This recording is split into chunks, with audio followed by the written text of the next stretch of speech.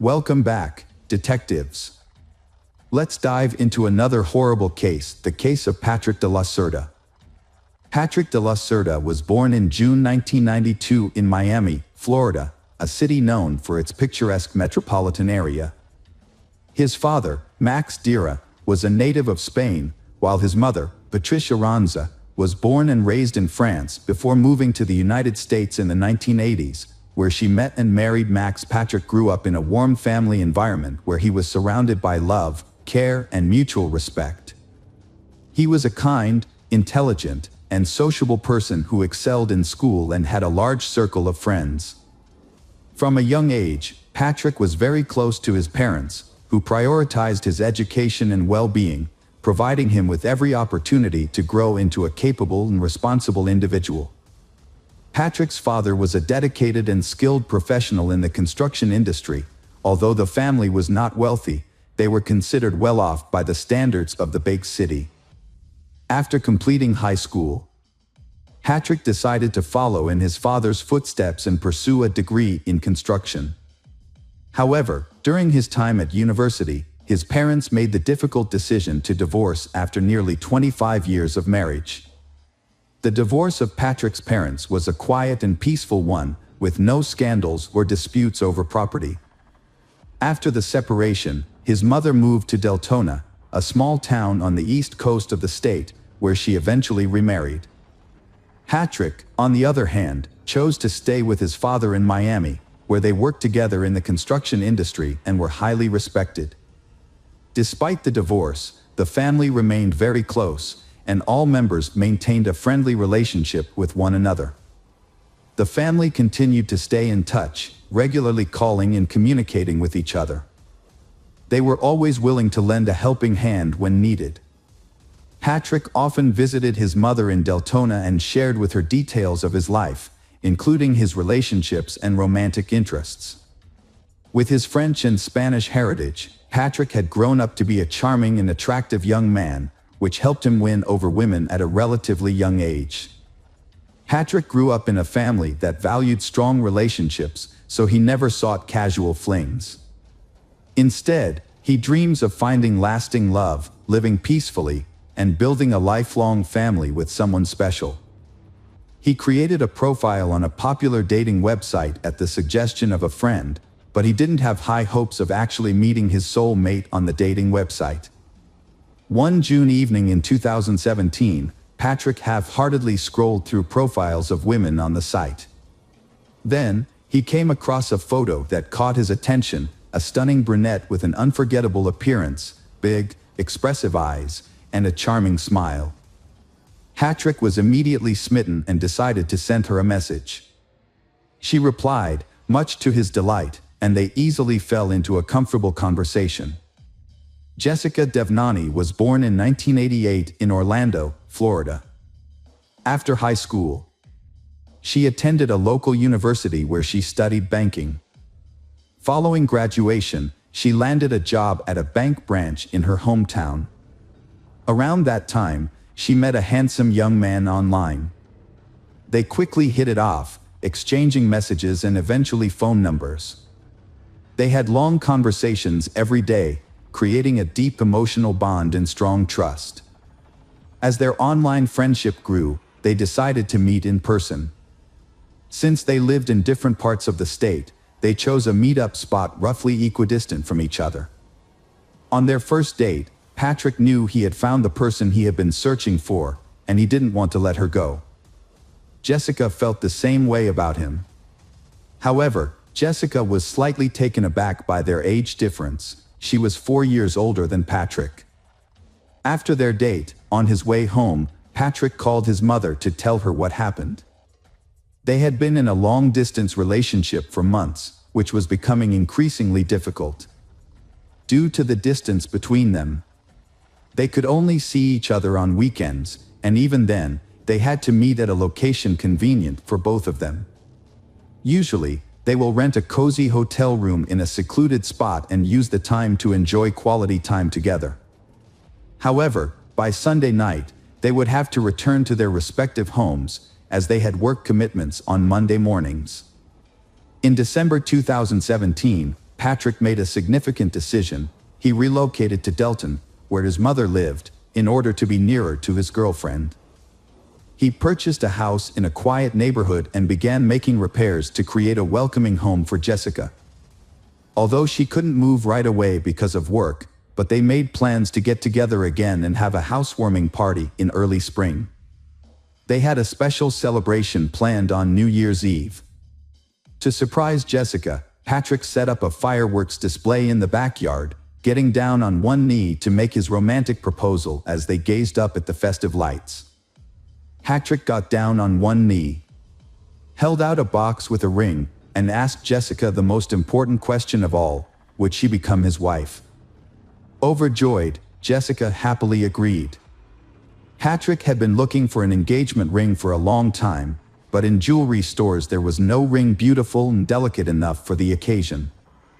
He chose the best option possible to propose before the new year, but he also had a custom ring made from a jewelry shop, designed by himself. Patrick's engagement was just 2 months old, and the wedding preparations were well underway. His choice of partner had been approved by their parents, and they was overjoyed as they prepared to start a new life together. They had plans for a grand celebration, either in Miami on the shores of the Atlantic Ocean or in France, where the groom's mother was from, on February 27, 2018. On that day, Patrick's father, Max, received a call from a courier while he was at work. The delivery man explained that Patrick's order has been delivered, but Patrick did not answer the door or answer the phone. Max was taken aback by Patrick's unexpected actions, which immediately raised his level of concern. Since Max was tied up at work and couldn't go check on Patrick, Max asked his future daughter-in-law to go instead. Patrick's father called Jessica in a panicked tone, saying he couldn't reach his son. Jessica had been trying to contact Patrick all morning, but he wasn't responding to her calls or messages. When she shared this with Patrick's father, Max, he feared the worst. Jessica immediately dropped everything and rushed to Patrick's house. When she arrived, she saw his car in the driveway, indicating he was still at home. Using her own key, she entered the yard and called out to Patrick, but there was no response. Jessica carefully opened the front door and was met with a horrific sight. Patrick was lying in a pool of blood, showing no signs of life. She quickly called emergency services, but the paramedics were unable to save Patrick and declared him dead at the scene. When the police arrived, Jessica was overcome with grief, sobbing in the backyard where Patrick had proposed to her just 2 months earlier. An officer spoke to her, and she raised her tear-filled eyes to meet his. She claimed to know who was accountable for Patrick's murder, naming her wealthy ex-boyfriend as the culprit. To comprehend this complex case and identify potential suspects, it's essential to revisit the past when Patrick first met Jessica. At that time, Jessica was in a relationship with Gregory Bender, a wealthy businessman who owned an investment fund. She met Gregory during her student years, and he was 20 years her senior. Gregory showered Jessica with expensive gifts and took her on lavish vacations, eventually winning her affection. Jessica thought she had found her soulmate, but soon she began to notice some disturbing patterns in her ex-boyfriend Gregory's behavior. He was extremely controlling, constantly monitoring her movements and interactions with others. If she had an admirer, Gregory would quickly get rid of them through threats and intimidation. Meanwhile, he kept his own life a mystery, sharing very little about himself with Jessica. Their relationship lasted nearly 8 years, during which time Gregory never introduced Jessica to his family or friends.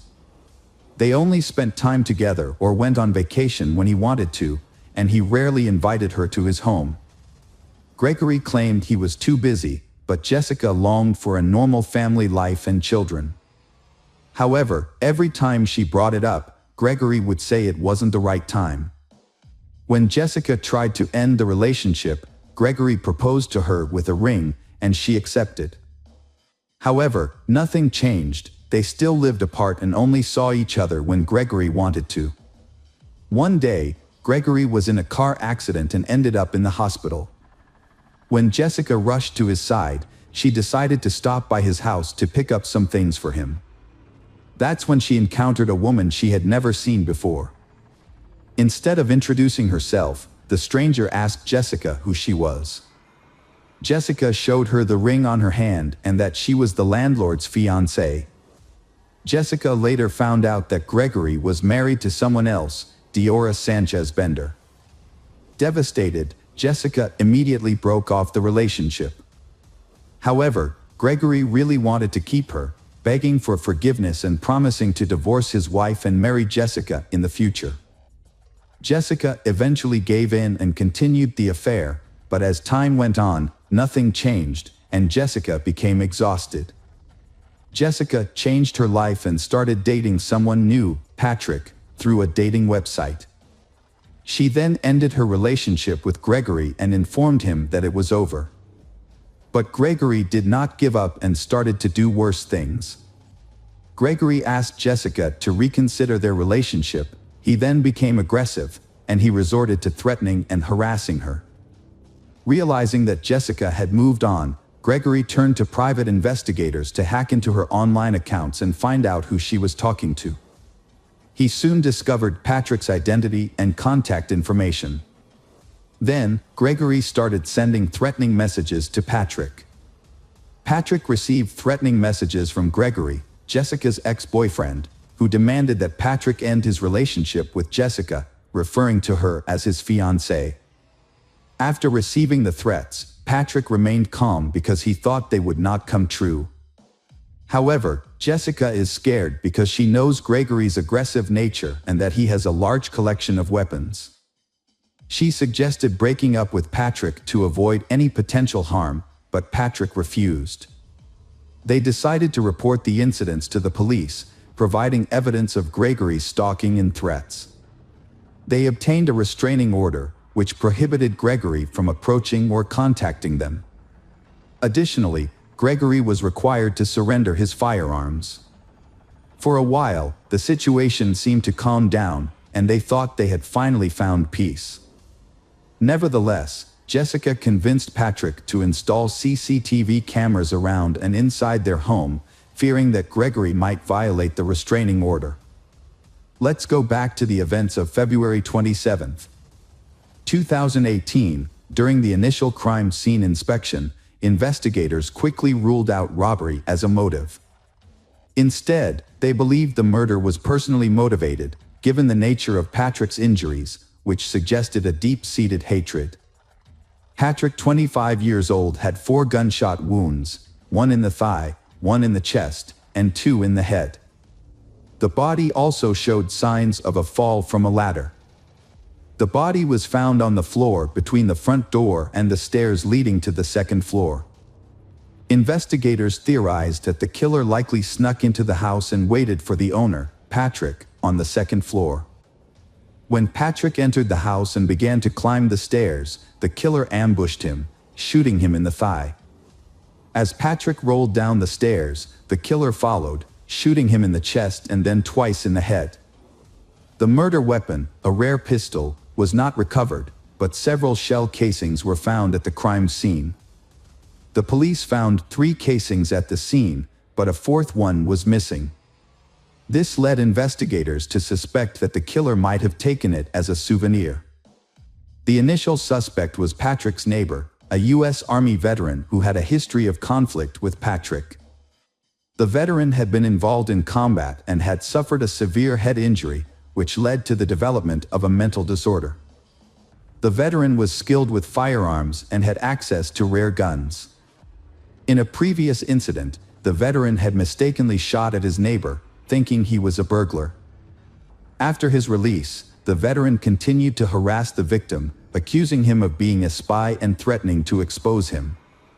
The investigation initially centered around the veteran with a history of mental health issues, as his unusual behavior and mindset suggested a possible motive for the crime. Although he truly hated Patrick, he still had an alibi for the time of the murder, confirmed by many witnesses. As the police looked for evidence and attempted to provoke a response from the perpetrator, it became clear that the crime was not a robbery gone. as the house was undisturbed and valuables remained untouched. The only items missing were the hard drives containing video surveillance footage, making it impossible to identify who entered and left the house that day. Furthermore, no evidence was found at the crime scene. Forensic experts were unable to find a single fingerprint, shoe print, or DNA trace, suggesting that the murder was meticulously planned and executed. Although the investigation suspected Gregory's involvement, it seemed likely that he would escape justice due to the lack of concrete evidence. The police asked Jessica to help them with a secret plan to catch her ex-boyfriend, Gregory, off guard. She agreed to make the call, and as the police had hoped, Gregory answered. Jessica tried to lure him into a conversation, but it quickly became apparent that he had anticipated the trap and was not falling for it. Gregory seemed unflappable as Jessica confronted him about Patrick's death. When she accused him directly, he acted shocked and even offered her his condolences. Despite her best efforts to get him to lose his cool, he didn't give away any incriminating information. In the end, the police didn't have enough evidence to hold or question Gregory, so he remained at large, abiding by the terms of a restraining order. He appeared to have already distanced himself from Jessica, makes gathering evidence more difficult. As the police investigation stagnated due to lack of evidence, Deera Sanchez, Gregory's wife, called to reveal she had vital information about Patrick's death. Upon arrival at the police station, Deera told investigators about discovering a cryptic notebook in Gregory's office just days before the crime occurred. Upon flipping through the notebook's pages, Deera stumbled upon an entry containing an address she didn't recognize, accompanied by a series of cryptic digits that appeared to be a code. Deera had previously ignored some suspicious sketches made by Gregory, but when she saw a news report about a young man's murder, she realized the significance of those sketches. The crime scene's layout matched the drawings Gregory had made. Deera informed the investigators, who then obtained a search warrant for Gregory's house. Upon searching, the police found a mysterious notebook in Gregory's office, but several key pages were missing. They later discovered those pages in a trash can, carelessly discarded after being ripped out and crumpled. The pages contained a detailed plan of the crime, including turning off the victim's phone, wearing gloves, and using a special lubricant on shoes to avoid leaving footprints. The records also revealed that Gregory had been stalking the victim, Patrick, and knew his daily routine, including the time he returned home. Furthermore, Gregory knew the location of surveillance cameras in and around Patrick's house, suggesting this was a carefully planned and executed crime. In addition to committing the crime, Gregory took steps to cover his tracks by disposing of the weapon, clothes, shoes, and gloves. However, he failed to destroy his own records, which later incriminated him. Furthermore, his wife's curiosity ultimately worked against him. A shell casing was discovered in a cigar box, which was meant to be taken as a trophy by the gunman. Forensic analysis confirmed that the casing matched the one found at the crime scene. The trial of Gregory posed a challenge due to the lack of direct evidence. Although the accumulated evidence was sufficient to arrest him, it was largely circumstantial. Since the crime weapon was never recovered, there was no definitive proof that Gregory was at the victim's house on the day of the crime. Moreover, there were no eyewitnesses to testify against him. The trial, which began in May 2021, more than 3 years after the crime, was heavily influenced by the skilled lawyers Gregory hired. He appeared confident and seemed to believe he would evade punishment. A crucial witness, Jessica, provided detailed testimony about her long-term relationship with Gregory, including his marital status, her attempts to break up with him, and the subsequent harassment and threats he made against her and Patrick. Jessica presented evidence of her conversations with Gregory, including screenshots of their conversations and their phone records. However, Gregory's lawyers countered by blaming Jessica, claiming that she was responsible for Gregory's behavior. They claimed that Jessica had started a new relationship with Patrick while still involved with Gregory, and that she had hurt his self-esteem. The defense downplayed the significance of the written plans for the murder, describing them as mere fantasies of a hurt man seeking revenge on his rival. They argued that Gregory never acted on these plans and therefore did not leave any evidence at the crime scene. Additionally, the lawyers claimed that the search of Gregory's home was conducted illegally and with procedural errors, suggesting that the shell casing found there could have been planted.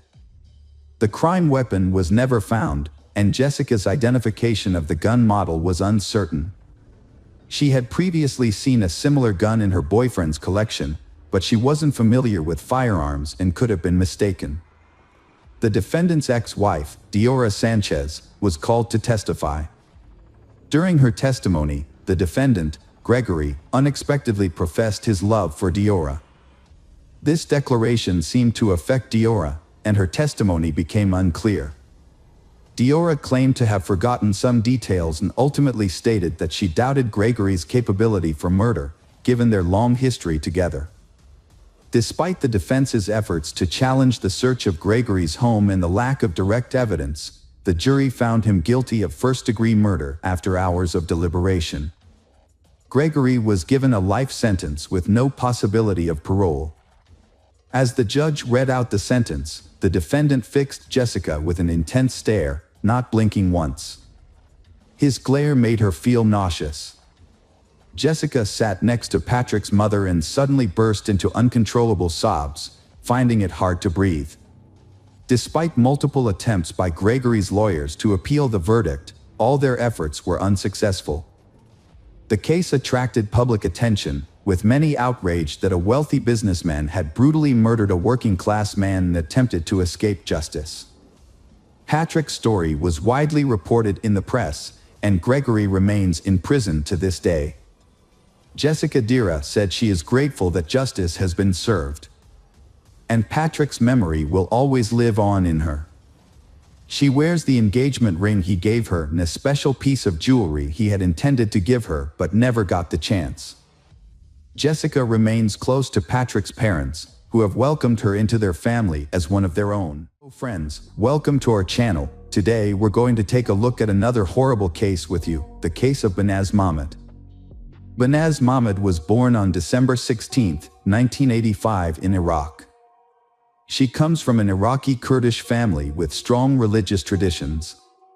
Her parents, Mahmud Babakar Mahmud and his wife, had 6 children, 1 son, Bahman, and 5 daughters, Baza, Beel, Han, Jaban, and Banaz.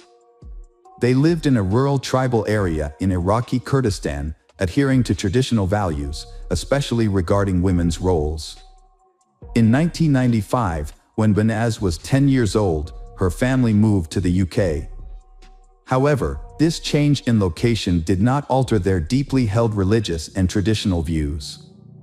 Despite being in a more liberal European country, the family continued to reject modern opinion and lived within their tight-knit religious community.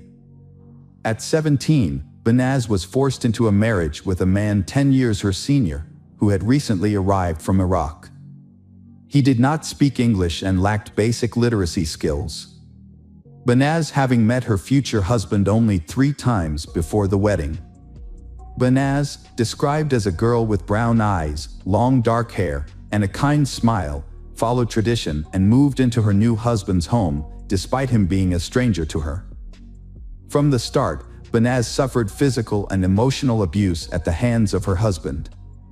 Despite having lived in the UK and being aware of her rights, she was trapped in a cycle of violence. She tried to leave her husband multiple times, but her family forced her to return, as it was considered a disgrace for the entire Mahmud family. With no support from her relatives, Banaz turned to the police twice, but they failed to take action, leaving her vulnerable to further abuse. In July 2005, after 2 years of marriage, Banaz finally escaped her husband's house and returned to her parents' home. After leaving her husband, Banaz felt a sense of freedom. She met Ramith Soleimani, and they fell deeply in love. However, they had to keep their relationship a secret. They would only communicate twice a day, exchanging messages in the morning and evening. Ronza was unlike the men surrounding Banaz, as he was calm, wise, and courteous. He treated she with great respect and kindness, instantly winning her heart. Before long, they began envisioning a future together, discussing wedding plans and a happy family life. They even chose names for their potential children. These joyful dreams brought Banaz happiness and gave her the strength to cope with the hatred and aggression from her family. In early October 2005, Banaz was walking down the street when she noticed a car following her. She recognized the people inside as Kurdish migrants sent by her father. Knowing her family's history, Banaz became terrified for her safety. On October 10, 2005, Banaz visited the police station again. During a 2-hour conversation, she shared detailed information about her life with her husband, including the physical abuse she suffered, her family's resentment, and the recent surveillance. She told the police that her husband had repeatedly beaten her, and during one incident, he nearly knocked out her tooth because she dared to call him by his first name in public. Banaz had previously informed the police that she feared for her life, but her concerns were ignored. The police failed to investigate her claims, neglecting to interview her family and husband to verify the accuracy of the information. She was told to contact them again if she felt threatened. Banaz and her boyfriend, Ronza, secretly met for about 2 months without being detected. However, in early December 2005, they were spotted by members of her family near a London subway station. This information was immediately reported to her father.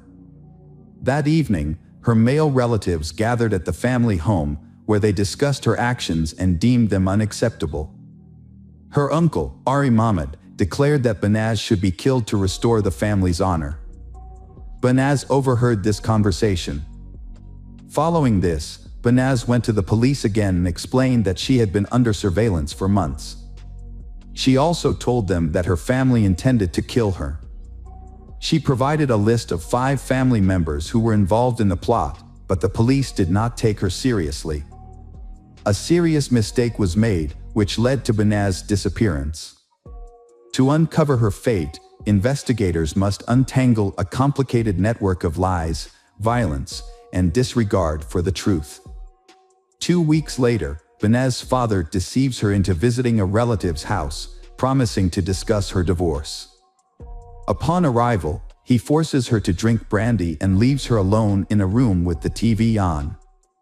As she turns around, she sees her father putting on rubber gloves and reaching for a rope.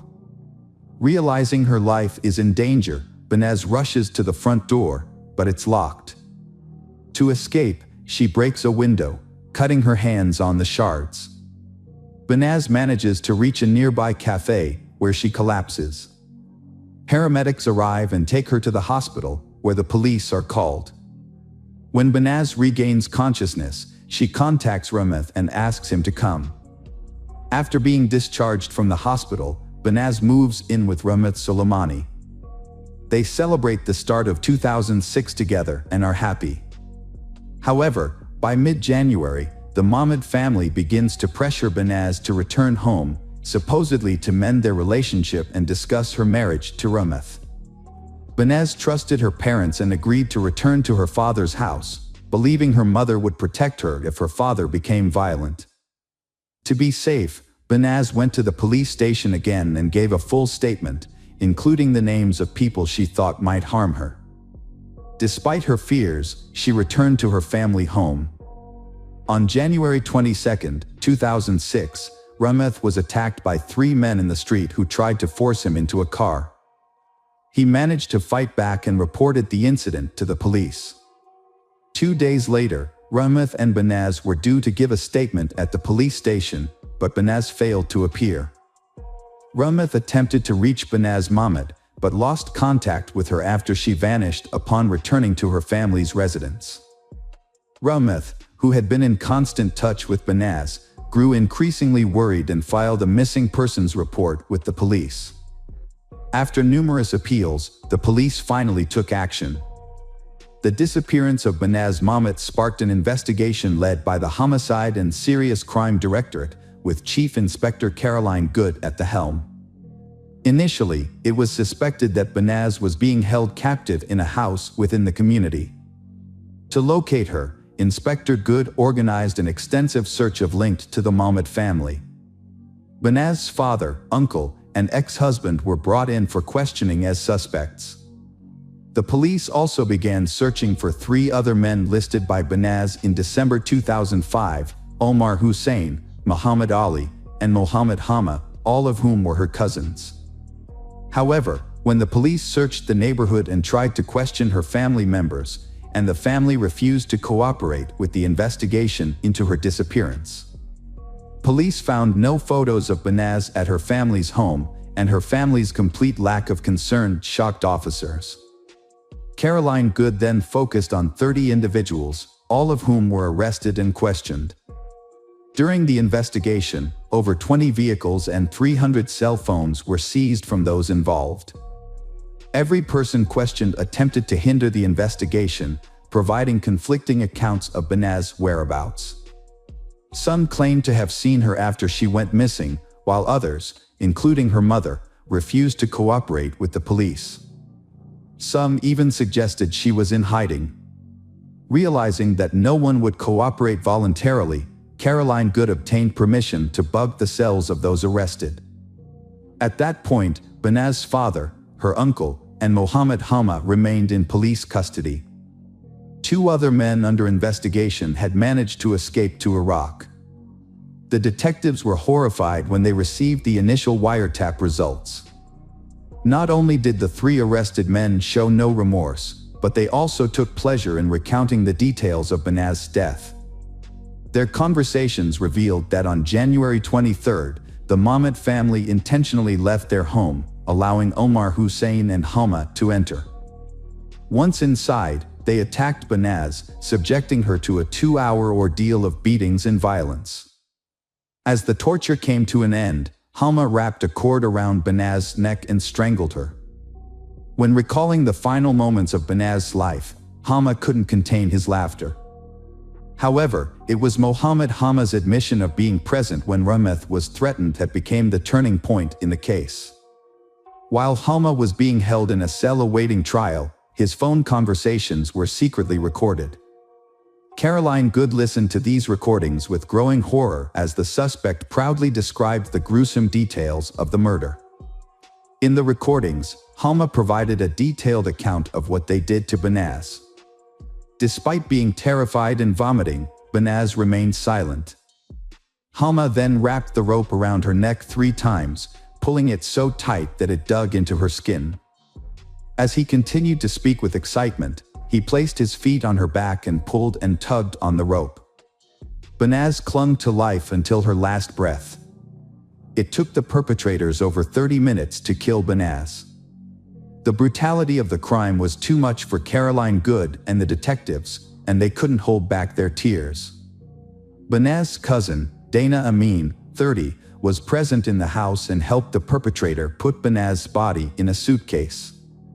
Muhammad Ali then dragged the suitcase out of the house to a waiting car nearby. Hama revealed that a police car drove by, but the officers didn't notice the suitcase, which had hair and an elbow protruding from it. The very people meant to protect Banaz were involved in plotting her murder. They strangled her with a shoelace, stuffed her body into a suitcase, and took it outside of London. Snippets of conversation mentioned a derelict house with a garden in Birmingham. Caroline Good used the information gathered and matched it with the movement data from the arrested suspects' phones to identify the search area. Due to the vastness of the area, the search could have taken a long time. During a conversation with the suspects, one of them suddenly turned to the other and asked if they had put the freezer back where it originally was. This sparked an idea for Caroline Good, now knew what to look for. A police helicopter was deployed to scan the area and spotted a house with a backyard filled with trash, including a white oblong object resembling a freezer that stood out among the black garbage bags.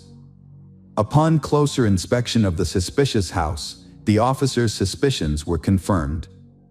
The police officers began digging, but as the hole reached shoulder depth, they were on the verge of giving up, all except Caroline Good. She recalled the words of Mohammed Hama, who had boasted to relatives that he had buried the victim so deep that she would only be found with the help of an informant. Caroline Good convinced the team to extend the search for another day. On the evening of April 28, 2006, their persistence paid off, and the suitcase was finally found. Unfortunately, Banaz's remains were in extremely poor condition, making it necessary to rely on dental records and DNA samples for identification. Her body was discovered folded into a fetal position, hidden in a suitcase and buried beneath a freezer in the garden of a Birmingham house. On May 1, 2006, the suspects were formally charged with the crime. However, they displayed no remorse, convinced that their actions were justified. Mohammed Hama even claimed that the case would not go to trial, as he believed he was simply carrying out an act of retaliation. Meanwhile, Caroline Good faced renewed opposition from the Kurdish diaspora community. Following the discovery of Banaz's remains, numerous individuals came forward to provide alibis for the suspects, claiming that they were in public on the day of the alleged and therefore could not have committed the crime. Approximately 50 individuals were involved or connected to Banaz's death in various capacities. Reflecting on the events, Caroline Good recalled feeling intense anger, disgust, and contempt for the men involved.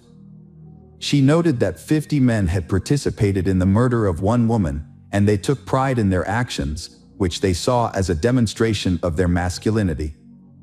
In March 2007, the trial against Mahmoud Babakar Mahmoud, Ari Mahmoud, and Mohammed Hama began at London Central Criminal Court. Prosecutor Victor Temple described the crime as a cold-blooded and heartless execution that was orchestrated by the victim's father and uncle. In June 2007, a jury delivered finding all three defendants guilty of the charges and ineligible for leniency.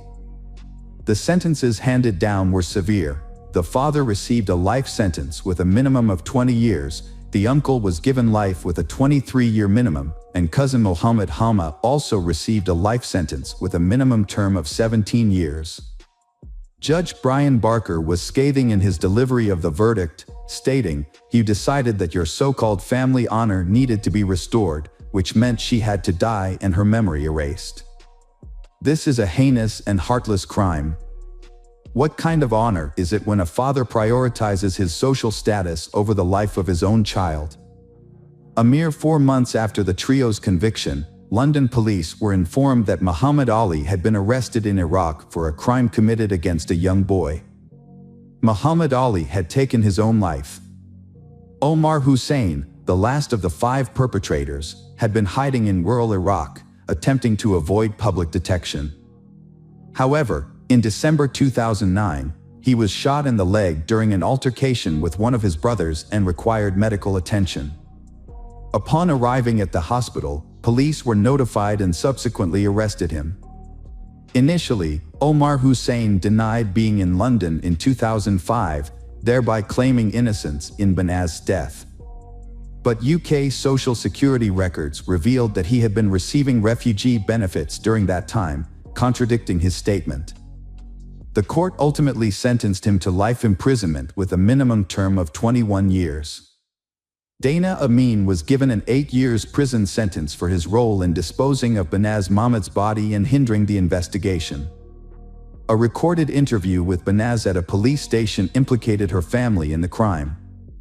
Banaz had previously handed in a letter to a police station in South London, naming individuals who threatened to kill her and her boyfriend Rameth.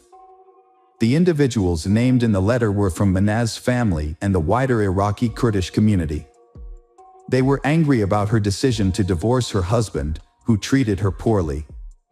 Despite several attempts to leave him, Banaz returned due to family pressure. The police failed to respond properly to Banaz's situation, which ultimately resulted in her death. However, this case prompted significant changes in how honor-related cases are handled. An inquiry into police misconduct was launched after Banaz's death, and an independent commission investigated 9 police officers for their inadequate response to her allegations. 7 officers received reprimands, and 2 were dismissed.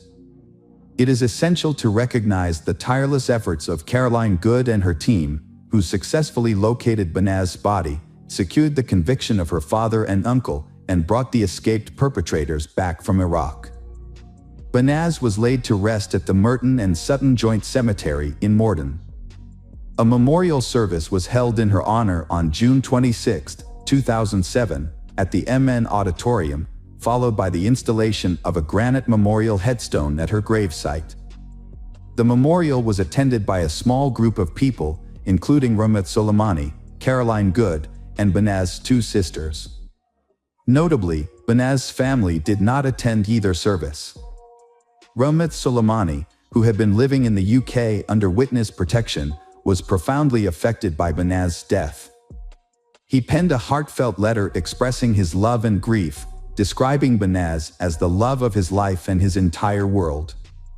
Unfortunately, his pain and suffering continued, and in May 2016, 10 years after the tragedy, he took his own life. This was his 3rd attempt to end his life, a devastating consequence of the trauma he had endured. Friends, welcome to our channel. Today we're going to take a look at another horrible case with you, the case of Ellen Greenberg. Ellen Ray Greenberg was born in New York in June 1993 to Santa and George Greenberg. As their only child, she grew up in a loving and nurturing environment. During her high school years, Ellen was a dedicated team player and demonstrated great athletic potential. She was characterized as energetic, restless, and outgoing, yet she also excelled academically, particularly in the humanities. After graduating from high school, Ellen attended Pennsylvania State University, where she earned a degree in public relations. However, she soon realized this wasn't the career path she wanted to pursue. In parallel with her job, she enrolled in a pedagogical institute's correspondence department, and a few years later, successfully defended her diploma. Ellen then relocated to Philadelphia, where she landed a job as a junior high school teacher. Ellen's life was thriving, according to her relatives. She was bursting with enthusiasm, making ambitious plans for the future, and absolutely loved her work with students. It was during this period that she met Samuel, also known as Sam Greenberg, a young man from a wealthy and prominent family in the city. Sam's parents ran a large business, and his uncle was renowned as one of the top lawyers in the state. The two met in 2009 at a party through mutual friends and instantly clicked. Their friendly banter soon turned into a whirlwind romance, and they decided to move in together shortly after. As the clock struck 2011, on New Year's Eve, Sam proposed to Ellen, and the couple began making preparations for their spring wedding that same year. The news was met with joy from both families, and it seemed that nothing could come between the happy couple. Ellen threw herself into the delightful tasks associated with wedding planning, including drawing up guest lists, sending out invitations, choosing a venue and decorations, trying on wedding dresses, and organizing their honeymoon. Notably, Ellen took the reins on these preparations, with the groom seemingly uninvolved, although their loved ones didn't think much of it at the time. On January 26, 2011, a severe snowstorm hit the city. Ellen went to school as usual, but classes were canceled around noon due to strong winds and a blizzard, and students and teachers were sent home. Ellen returned to the apartment she shared with her fiancé, Sam. Later that day, the couple allegedly had a disagreement, which Sam initially confirmed but later denied. At around 5 p.m., Sam went to the gym in their apartment complex. When he returned, he found the apartment door locked from the inside. Sam first knocked loudly, then called out to Ellen by name, drawing the attention of their neighbors. He also tried calling her phone and sending messages, but there was no response to his knocking, calling, and yelling. However, it was clear that Ellen's phone was still inside the apartment. Sam went to the first floor of the building to ask the security guard for help. He explained the situation and asked if it was possible to open the front door. but the guard said he didn't have the authority to do so and couldn't leave his post. Sam returned to his floor, determined to take action. He used his shoulder to force open the door, managing to break the latch on the first try. As he entered the kitchen, he was met with a horrific sight. Ellen was sitting on the floor, her back against the cabinet door, her body brutally slashed with a knife and her clothes covered in blood. Sam immediately called emergency services, describing the scene. When asked to check Ellen's pulse, Sam hesitated, repeatedly asking if it was really necessary. Then there was a pause before he suddenly announced that there was a knife stuck in Ellen's chest, which he claimed he hadn't noticed until that moment. He concluded that Ellen was clearly already dead. The police officers who responded to the call were taken aback, having never encountered a scene like this in their extensive careers. They found the door locked from the inside with a latch, which Sam had later dislodged with his shoulder. There was no evidence of forced entry or intruders in the room. Nothing had been stolen from the apartment, and all valuables and cash remained untouched. The officers noted that nothing appeared to have been searched or disturbed. However, the most striking aspect emerged when the deceased girl's body was examined. There were no signs of struggle or attempts at self-defense, suggesting that the event occurred suddenly and the victim had no time to react. The body bore approximately 24 stab wounds of varying depths, with the fatal blow delivered to the heart, claiming Ellen's life. The investigation's gross negligence in examining the crime scene and the victim's body will be revisited later. This oversight allowed crucial evidence to go undetected, permitting a potential perpetrator to remain at large. What was even more bizarre was the police's behavior, who, even before the medical examination, seemed to think that Ellen's injuries were self-inflicted. The fact that Ellen had been experiencing panic attacks and was seeing a psychologist and was on prescription medication led them to believe that she had attempted to take her own life. Ever since she had started suffering from an anxiety disorder, Ellen had been prone to panic attacks. The situation was so severe that she had sought professional help from a psychologist.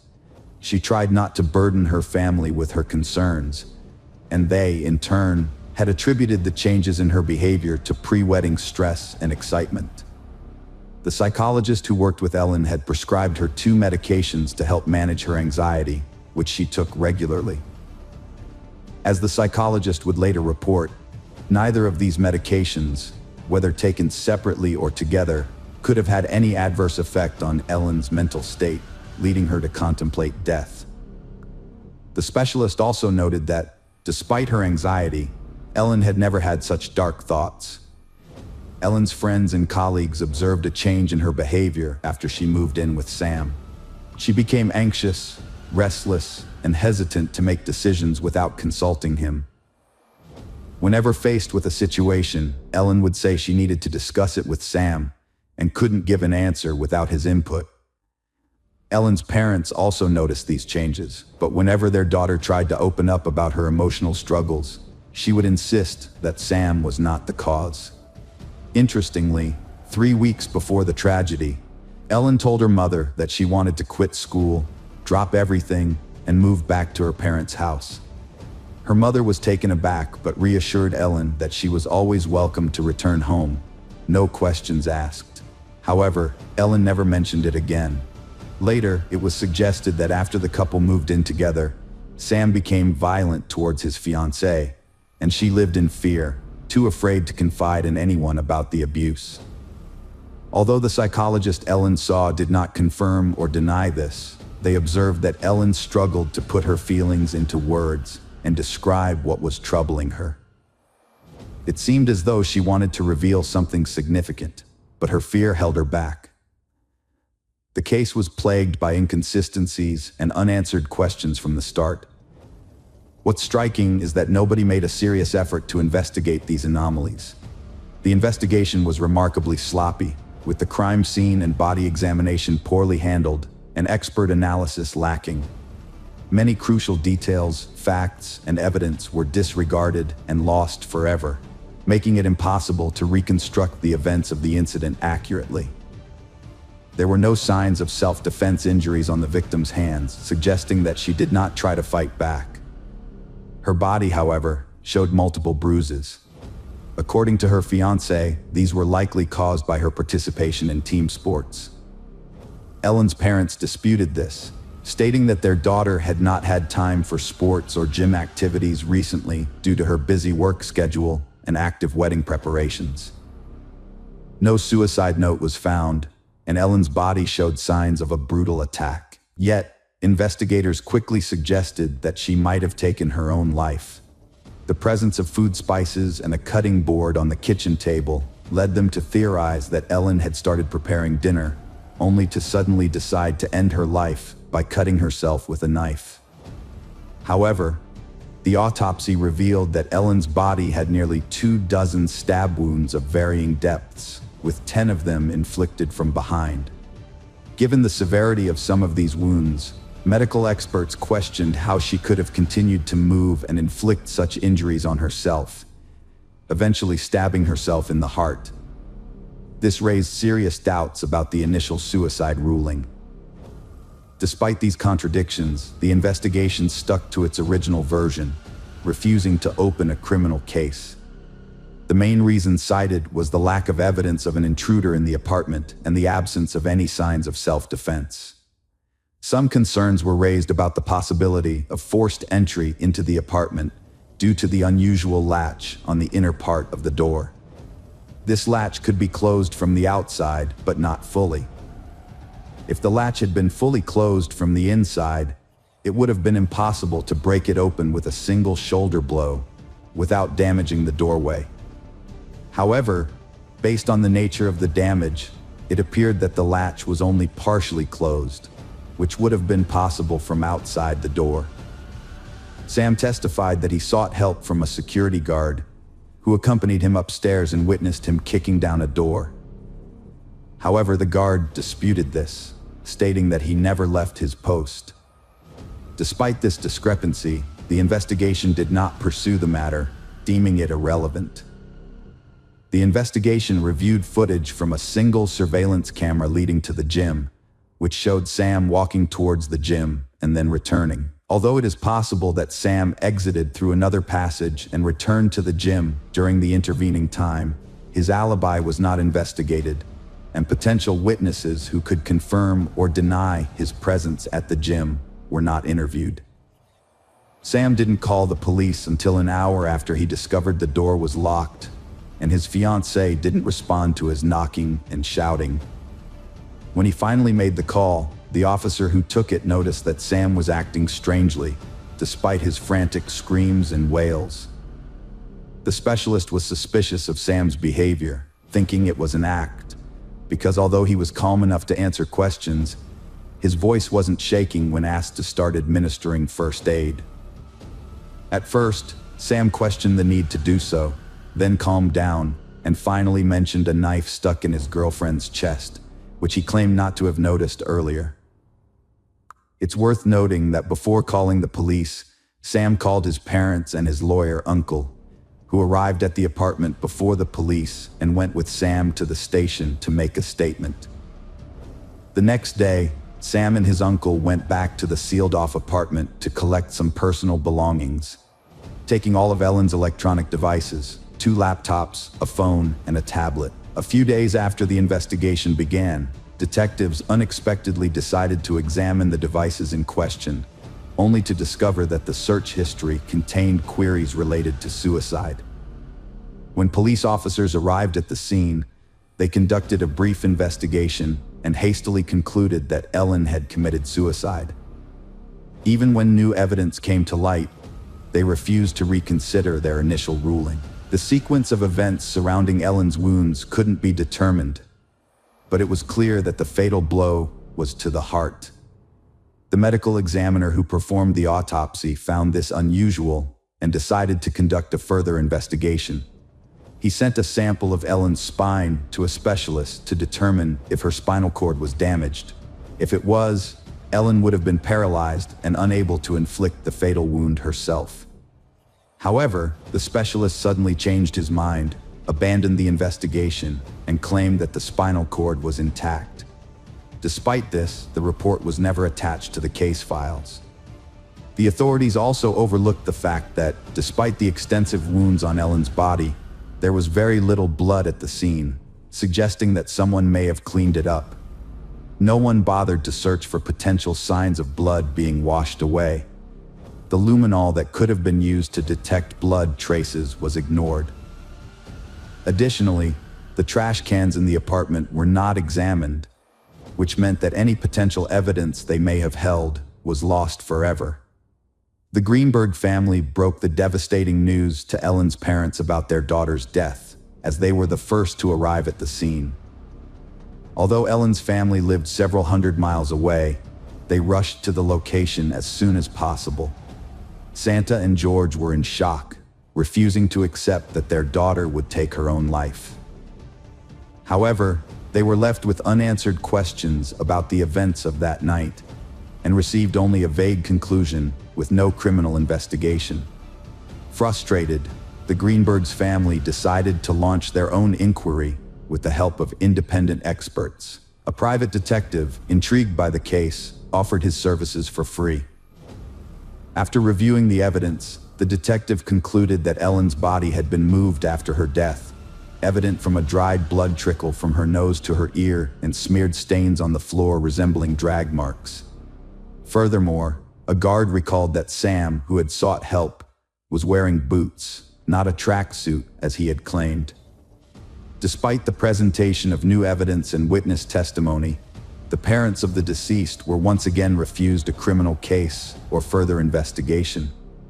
In addition, they were refused access to case files, which included a recording of Sam's phone call to the police and surveillance footage.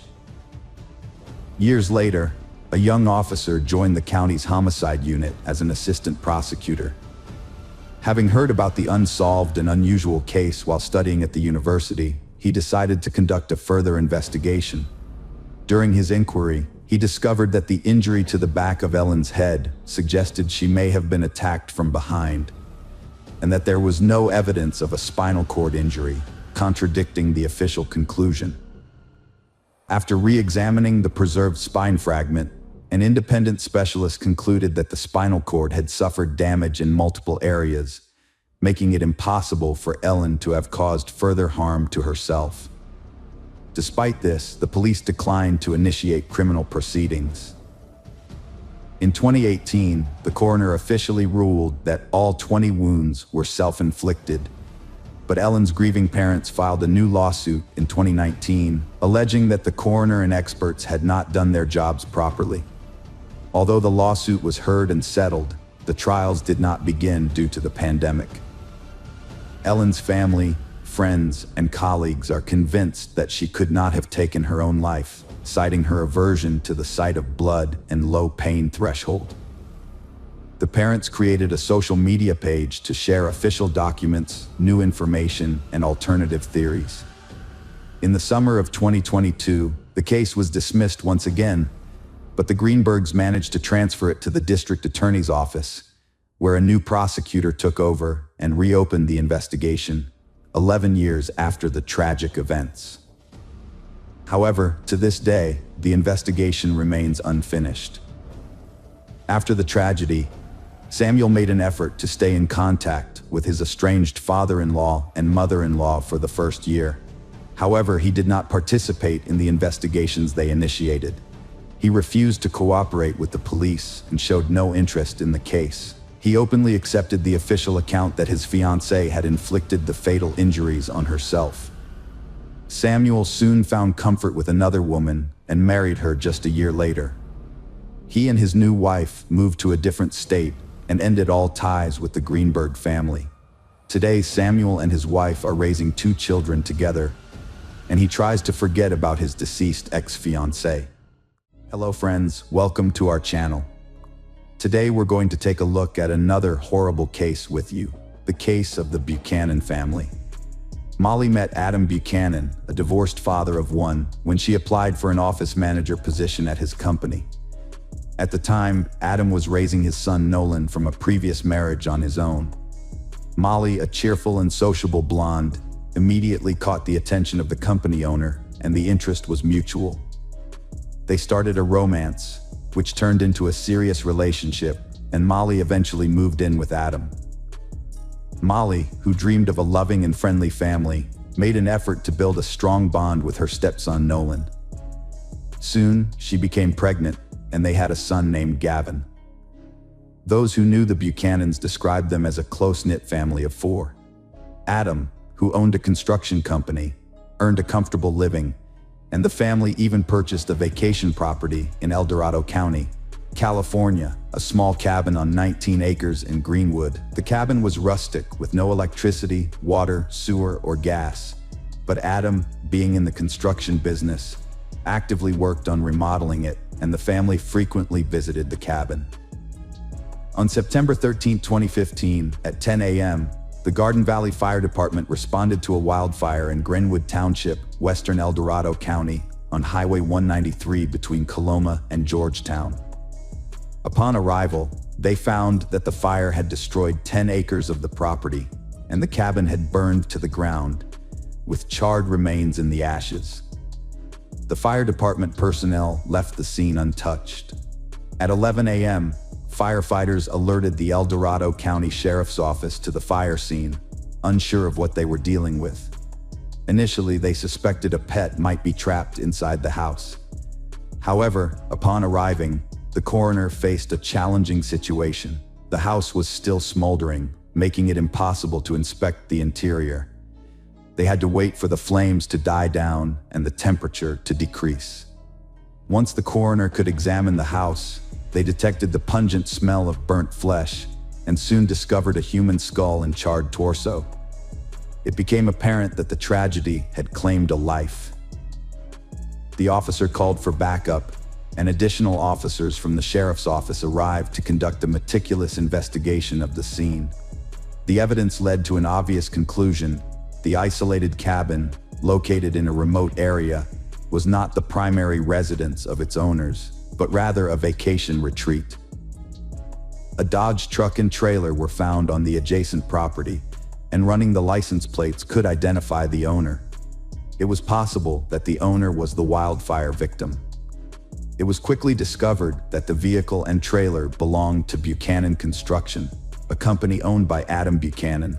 Buchanan, the owner, lived 160 miles away from the accident scene, a 3-hour drive from Bonita, California. This information supported the police's initial assumption that the house served as a country retreat for city dwellers who vacationed there to escape the hustle and bustle. It remained unclear who was inside: the company's owner, Mr. Buchanan, or someone else. The detectives began their investigation with the owner's name as their first clue. The Bonita police officer's task was to verify that all of Buchanan's family members were safe and at home. At the correct address, the officers arrived at the Buchanan's driveway, where they noticed a white Ford pickup truck. When they knocked on the door, Adam's 16-year-old son from his first marriage answered, looking surprised, and asked what had brought them to his doorstep. To avoid alarming the household, the officers decided to first establish who was present in the house. They didn't want to assume that the company car's disappearance was necessarily linked to the owner himself. It could have been taken by someone else from the company. Nolan Buchanan informed the officers that his father, Adam, had left for the weekend to his country estate, 160 miles away, with his partner Molly and their 8-year-old son Gavin, and they were expected to return in the evening. According to Nolan, his father had entrusted him with taking care of the house. Although the remains found in the cabin were not yet confirmed to be those of the Buchanans, the information gathered and the discovery of 2 sets of remains by the evening of September 13th were enough to declare the family missing. The El Dorado County Police visited Nolan's home on September 14th to question him further and determine who had perished in the fire. However, they were met by Adam's parents, Howard and Susan Buchanan, who explained that their son, the cabin's owner, regularly visited the property to perform his own repairs. The parents were extremely worried, having been unable to contact their son or daughter-in-law until then. The officers learned that the house relied on generators for power, but it had no electricity at the time of the incident. The presence of gas cylinders inside the cabin led to two possible theories. The fire could have been either an accident or intentional. By Sept 15th, investigators collected evidence, including debris from a nearby fire pit, which changed the case's direction. A skull with a bullet hole was found, revealing a homicide, not an accidental fire. Forensic DNA testing showed the bullet was lodged in the victim's thigh. The skull belonged to a child, making murder the primary focus. The fire was intentionally set to destroy evidence. Next, investigators sought to determine the circumstances. Burglary gone wrong, family suicide, or a grudge against Adam Buchanan of Buchanan Construction? Investigators pursued the theory that Molly's murder was a crime of passion, examining her life for enemies and her marriage for clues. As leads dried up, they focused on the troubled relationship, marked by abuse, sleeping apart, and intense arguments. Molly's mother feared they'd kill each other, yet Molly stuck with Adam, briefly fleeing with their son. The couple enjoyed hunting near home, where guns were common. Police suspected another fight escalated. One spouse shot the other, then took their own life. However, an inconsistency emerged. If the tragedy was caused by a conflict between the husband and wife, logic dictates that the instrument of the crime would be found near the remains of one of them. But this was not the case. Investigators theorized that the weapon might have been damaged in the fire, making it less conspicuous than expected. Over 5 days, forensic team members meticulously sifted through the ashes in the home, conducting a meticulous search.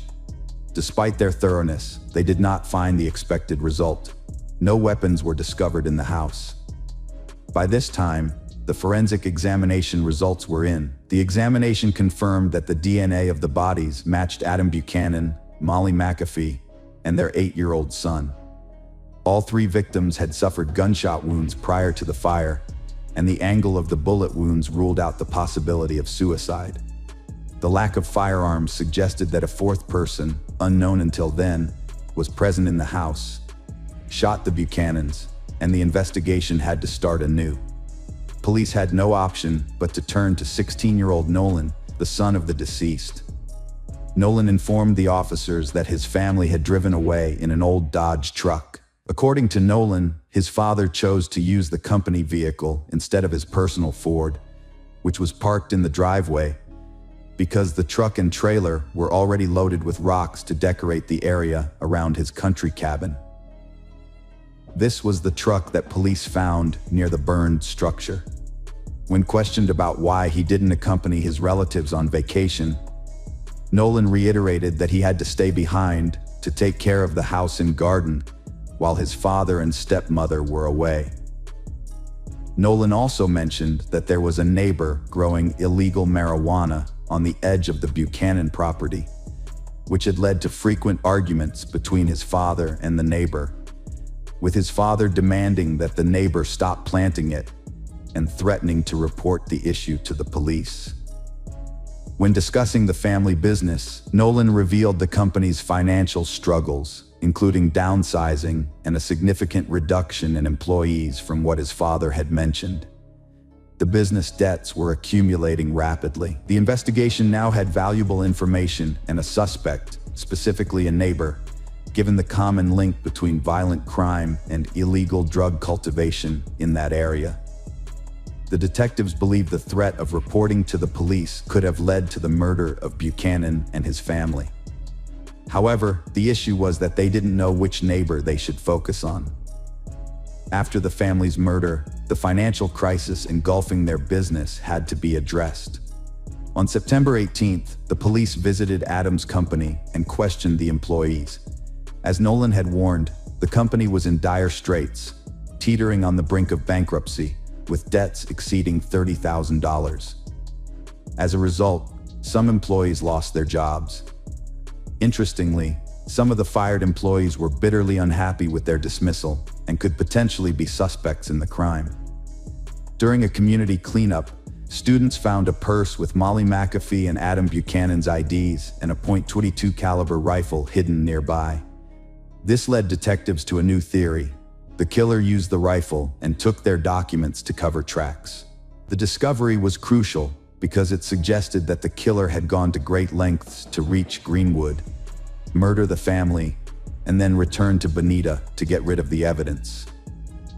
This suggested that the killer was likely a local resident of Bonita. The fact that the evidence was found near the location of Buchanan construction reinforced the theory that the boss was killed by a disgruntled employee. Detectives sent the gun and the bag of documents to be examined and requested a warrant to search the company's records and premises.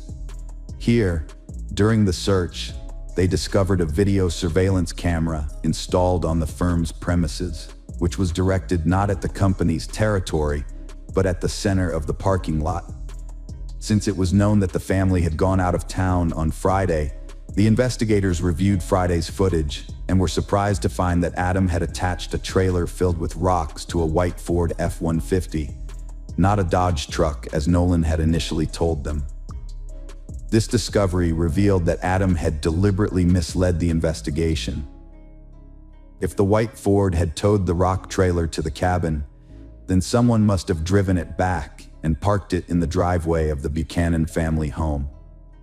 Investigators decided to re-interview Nolan, aiming to keep him safe while gathering as much information as possible. This time, they asked him specific questions, such as what movie he had seen at the cinema, how he had paid for shopping at the mall, and how he had paid for dessert on a date. Unaware of the implications, Nolan mentioned that he had used his father's credit card. The officers then applied for a warrant to search the Buchanan home in Bonita, search their vehicles, and examine their financial records. The Ford automobile sat in the driveway, its wheels caked with reddish soil, similar to that found in Greenwood. This suggested that the car had recently been driven on the dirt roads of Greenwood. If the Ford had been used for a trip earlier, some soil might have remained on the wheels, but it wouldn't have been as noticeable. Unfortunately, the fire had destroyed any wheel tread marks near the country house, but the dirt buildup indicated that the car had probably been to Greenwood recently. Further investigation revealed that Adam Buchanan had used his credit card on Friday, September 11th, at a Taco Bell fast food chain on his way to Greenwood. However, Nolan claimed he stayed home and didn't accompany his parents, and that he had the credit card in his possession.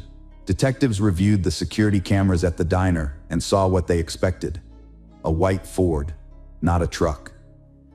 When they searched the Ford, they found a Taco Bell receipt dated September 11th that listed 4 drinks, not 3. Similarly, evidence collected at the scene of the fire pointed to 4 drink cups, indicating that Nolan had been in the car. On Saturday, September 12th, Adam and Molly used a credit card at the Valencia Club Bar in Penin, about 30 minutes from the cabin.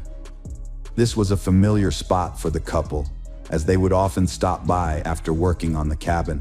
Security cameras at the bar recorded the time they left, and traffic cameras on the highway helped track their route back to the cabin. The cameras showed that a Ford F-150, driven by Adam and Molly, headed towards the Buchanan cabin around 2:30 a.m. on the day of the fire. Then at 3:30 a.m., the same vehicle was spotted driving in the opposite direction, but this time with only Nolan inside.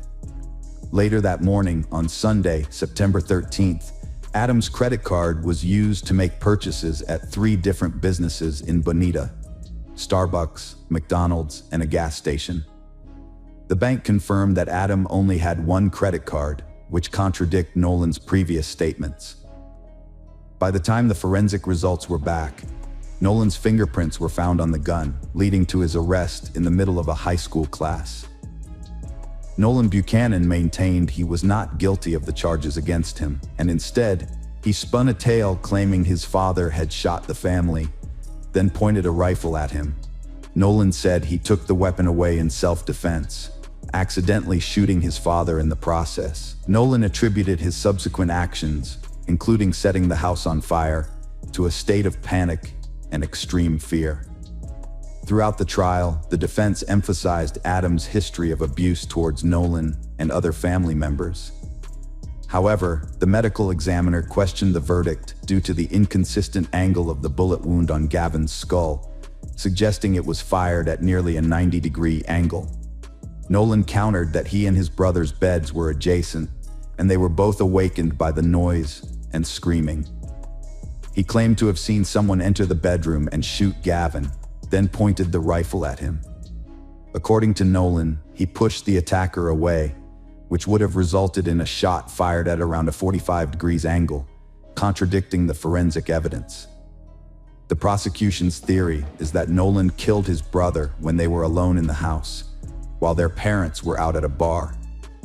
After waiting for his father and stepmother to return, Nolan shot and killed them as well, as evidenced by the position of the bodies.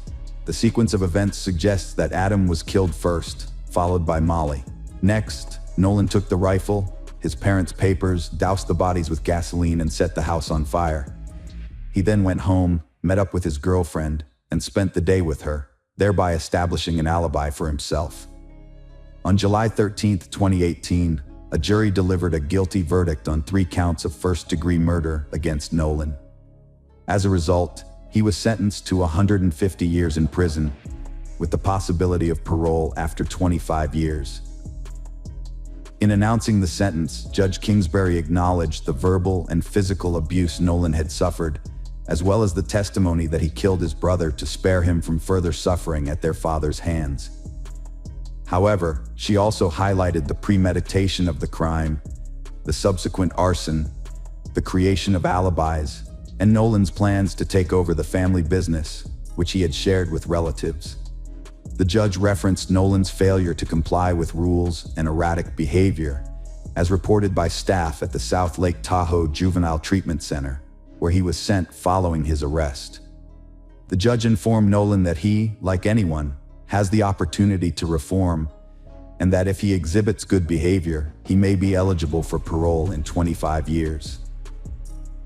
Despite this, Nolan maintains his innocence, and if he is eventually granted parole, he will be required to pay a substantial amount of compensation to the victims, the exact sum of which has not yet been determined. Today, we're going to take a look at another horrible case with you. The case of Lisa Harnum. Lisa Cecilia Harnum was born on June 12, 1981, in the Toronto suburbs of Canada as the second child in her family. She was raised alongside her older brother Jason, with whom she has always been very close. Their single mother, Joanna, brought them up independently, since their father left the family when they were very young and played no further role in their lives. Lisa and her brother had no memories of him. From an early age, Lisa grew up to be an active and purposeful girl.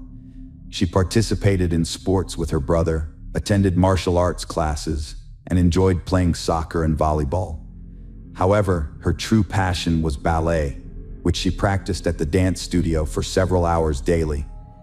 As a tall and slender child, Lisa's professional ballet training required a strict diet, which unfortunately had a detrimental effect on her growing body. During adolescence, Lisa developed anorexia as a result of her eating disorders. For a long time, she kept her problem hidden, believing she could overcome it alone.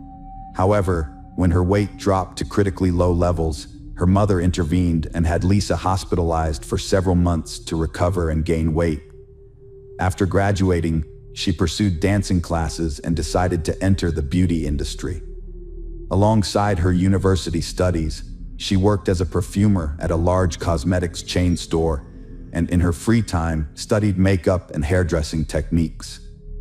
When she turned 24, Lisa moved to Australia in 2005, driven by a desire for drastic change. She wanted to escape to a warmer climate and explore the world. On a 1-year work visa, Lisa traveled to another continent. Her mother, Joanna, accompanied her for the first few months to ensure a smooth transition. Once satisfied that her daughter was settled, Joanna returned to Toronto, confident that Lisa could take care of herself.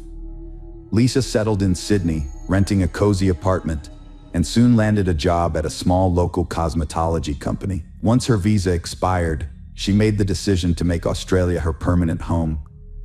To achieve this, she first extended her stay for another year, and then began preparing the necessary documents required to obtain Australian citizenship.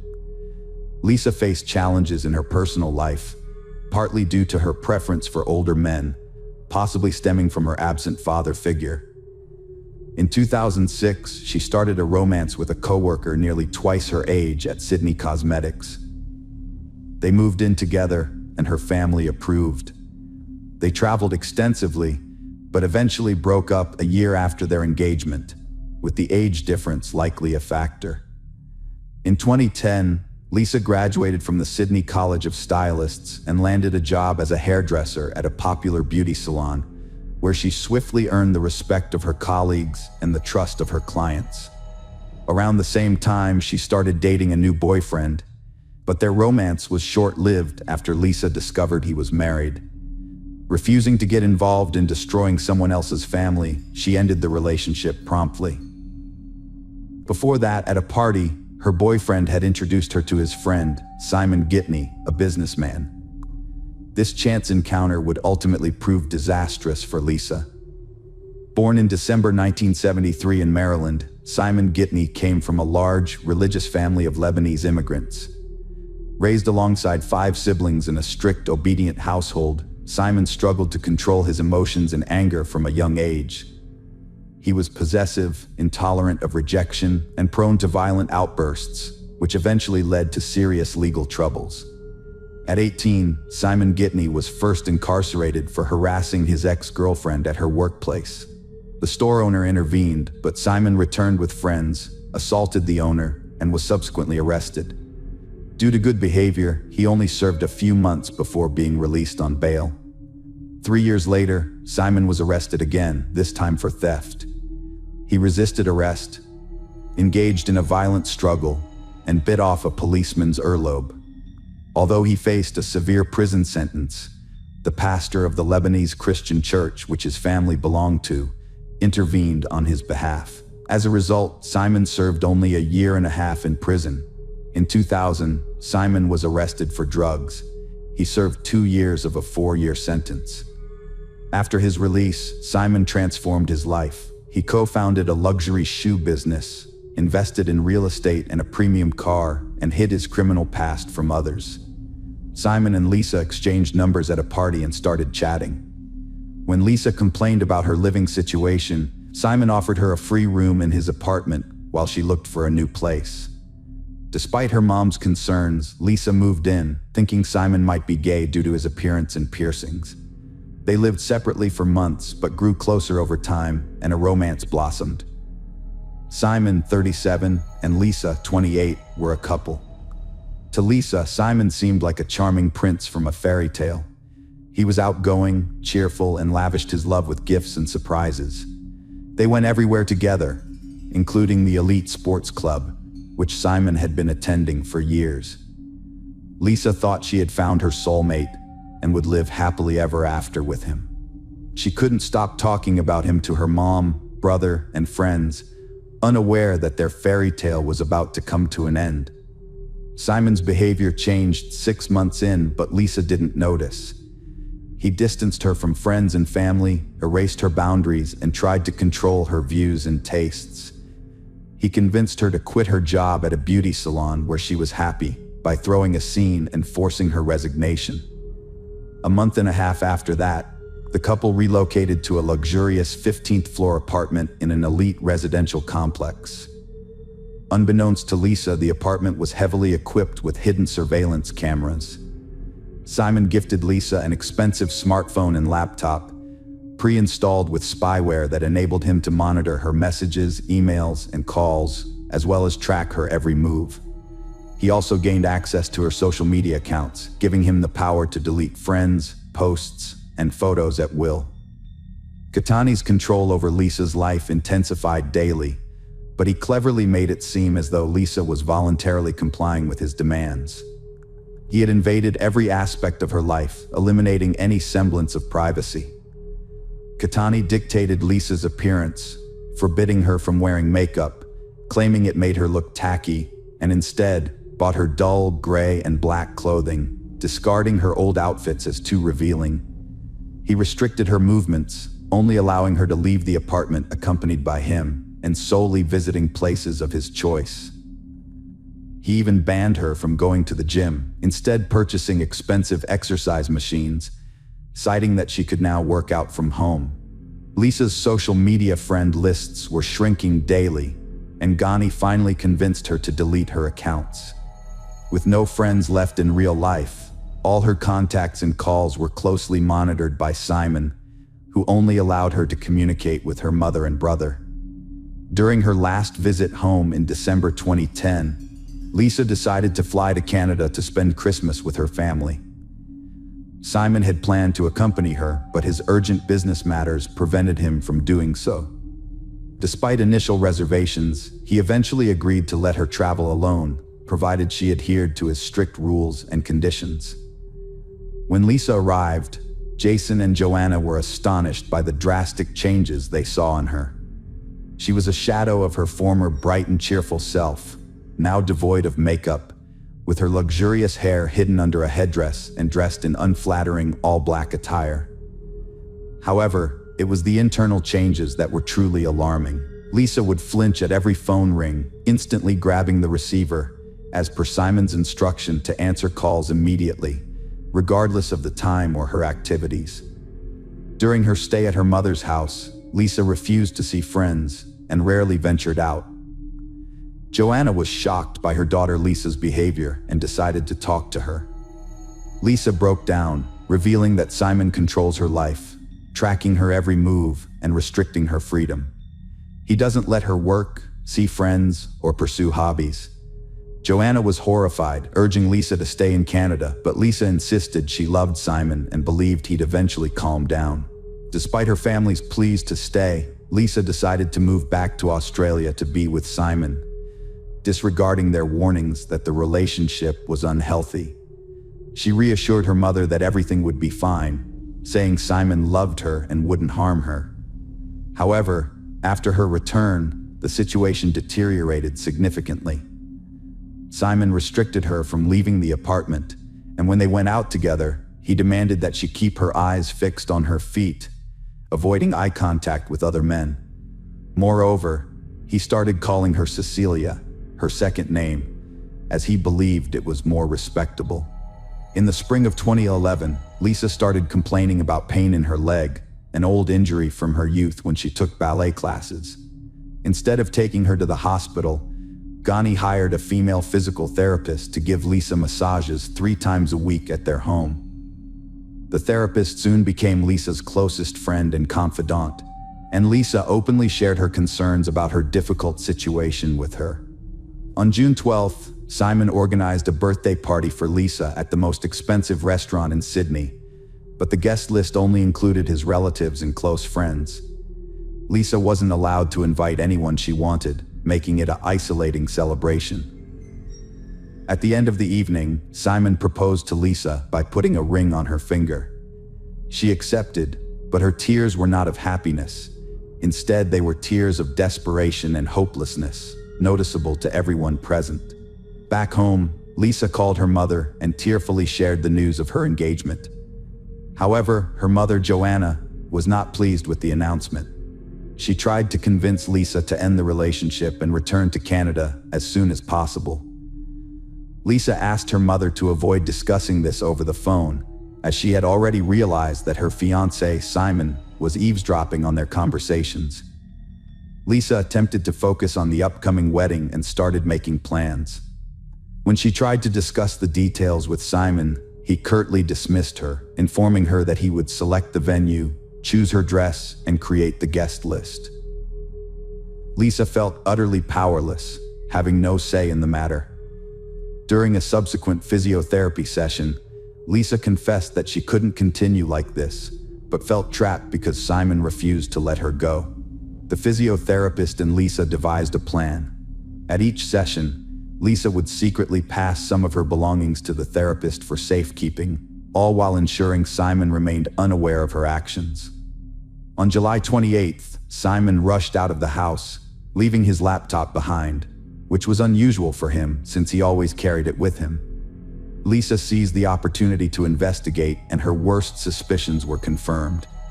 She discovered a spyware program on the laptop, which Simon had used to obtain all her phone data and recordings of her conversations with her mother.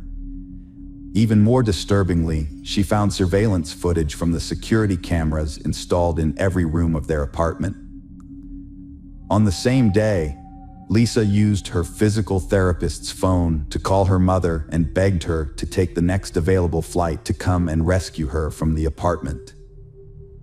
However, Joanna couldn't drop everything immediately. She needed time to arrange a shift swap with a colleague. In hindsight, Joanna would always regret this delay. Back home, Simon quickly realized that his fiancée had discovered the spyware on his laptop. Lisa broke down in tears, trying to understand why Simon would do such a thing, but he justified his actions by claiming they were for her own good. On July 29th, an intense conversation took place between the young couple, a recording of which would later be presented in court. Lisa was overcome with emotion and asked to leave, but Simon remained calm and assured her that this would never happen, suggesting that she was suffering from mental health issues. On the morning of July 30th, 2011, Lisa woke up early, got dressed, and gathered her important documents and belongings in her purse. She locked herself in the bathroom and made a final phone call to her mother, warning her that if anything bad happened to her, it would be Simon's fault. It seemed Lisa was attempting to sneak out of the apartment while Simon slept, but unfortunately she was unsuccessful. What happened next is unclear, but according to neighbors, they heard a scream in the hallway. However, before they could react, the noise abruptly stopped, and exactly a minute later, a young woman fell to her death from the 15th floor balcony. Passers-by on the street also heard the scream and saw the body falling from a great height, but they didn't have time to understand what was happening. A man walking his dog that morning, who was closest to the scene, heard a noise and looked up. He saw a man holding something large, which he then threw down. When people arrived at the scene, they found a young woman lying on the ground, but despite their efforts, they couldn't help her. She died instantly, having suffered severe injuries. 3 minutes later, Ghani, still in his pajamas, ran out into the street, crying and saying he didn't know how he was going to live without his fiancée, claiming he hadn't caught her in time. At first, it seemed like an accident, but Ghani quickly claimed that his fiancée had intentionally ended her life. A note found in his pocket and a disturbing video suggested that something strange was going on. After the body was taken to the morgue and examined, a torn note was found in different pockets with the message, "There are cameras everywhere in the apartment." It's likely Lisa was afraid Simon would discover the note, so she ripped it into small pieces and scattered them among her pockets. An investigation revealed that indeed, multiple cameras were installed in the apartment, but the hard drive containing the recordings was nowhere to be found. Simon claimed that there were no video recordings at all. However, a surveillance camera in the communal hallway caught a disturbing scene. The short footage shows Lisa fleeing the apartment and calling for help, but Simon grabs her from behind, covers her mouth, and drags her back inside. This incident occurred just a minute before she fell off the balcony, and it was the scream that the neighbors heard. Ghani's laptop contained a recording of a conversation between Ghani and Lisa from the night before the tragedy, as well as spyware that Simon used to monitor his fiancée's activities. Simon claimed that he and Lisa had an argument that morning, during which she became hysterical and ran out into the hallway, screaming. He said he managed to bring her back inside because he didn't want to attract the attention of their neighbors. According to Simon, he then tried to call Lisa's mother, but she ran out to the balcony and jumped to her death just as he was doing so. Simon admitted that Lisa had previously threatened to take her own life, but he hadn't taken her warning seriously. Meanwhile, Ghani attributed the spyware on his laptop to Simon's supposed concern for Lisa's safety. During the trial, Simon was accompanied by Rachel Louise, a 22-year-old model who bore a striking resemblance to his late fiancée. However, it was later alleged that Rachel Louise was only using Simon to gain fame and attention, and that she willingly spoke to the press and appeared on TV to declare that Simon was incapable of harming a woman. Simon's lawyers attempted to persuade the court that Lisa was unstable, prone to outbursts, and potentially responsible for her own death, despite evidence of her long battle with anorexia and her treatment at a clinic. They also claimed that Simon, being shorter, would have been physically incapable of lifting Lisa, who was taller, or throwing her over the balcony. However, a gym trainer who regularly saw Simon testified that he was much stronger than he appeared and could easily have lifted Lisa, contradicting the defense's claims. This was further supported by the absence of Lisa's fingerprints on the railing and glass barrier, which suggested she could not have jumped without touching them. Additionally, the physiotherapist who had been confided in by Lisa and received her belongings in the hope of escaping her abusive relationship testified in court, providing crucial evidence. In the end, Ghani was found guilty of murdering his fiancée and sentenced to 26 years in prison, with the possibility of parole after 18 years. After the verdict was announced, Rachel Louise became enraged and started insulting the judge, which led to her removal from the courtroom. Simon and his legal team attempted to appeal the court's decision, but all their efforts were unsuccessful, and the verdict stood. Following the verdict, Rachel ended her relationship with her boyfriend, citing in an interview that it was challenging to maintain a relationship while he was incarcerated. Welcome to our channel. Today we're going to take a look at another horrible case with you. The case of Channon Christian. Hugh Christopher Newson Jr., commonly known as Chris, was born on September 21, 1983, in Knoxville, Tennessee, to Mary and Hugh Newson, who raised him in a loving and large family. As the youngest child, he was deeply adored by his family members. During his youth, Chris showcased exceptional athletic abilities, particularly excelling in baseball throughout his school years. His coach firmly believed that he had a promising future in the sport, but a severe injury and the subsequent prolonged recovery process, unfortunately, ended his athletic career. Despite this setback, Chris possessed a multitude of talents. He was an unskilled artist, a proficient guitar player, had impressive woodworking skills, and possessed in-depth knowledge about cars and motorcycles, having dreamed of becoming a mechanic during his youth. Following high school, Chris's passion for carpentry took center stage, leading him to attend the prestigious University of Tennessee, where he proved to be a diligent student, consistently ranking among the top of his class.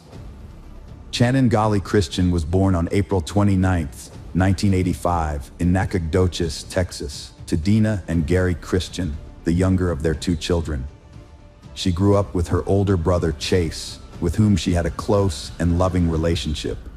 What made their birth even more special was that their mother, Deena, had been diagnosed with infertility in her younger years, making the arrival of her two children a remarkable blessing.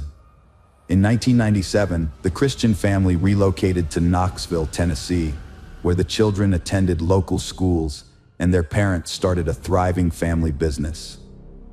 Deena worked from home, conducting individual psychotherapy sessions, while Channon, who shared her mother's passion for psychology, was an outgoing and kind-hearted individual. After high school, Channon went on to study sociology at the University of Tennessee and worked part-time to save up for her dream car. On her 21st birthday, her parents and brother helped make her dream a reality by contributing towards the purchase of a silver Toyota 4Runner. In the same month, Channon and Christopher were invited to a mutual friend's birthday party. Channon visited a beauty salon to prepare for the celebration and parked her car in a nearby underground garage where they had planned to meet. However, Christopher was delayed, leading to a brief argument between them as they were running late for the event.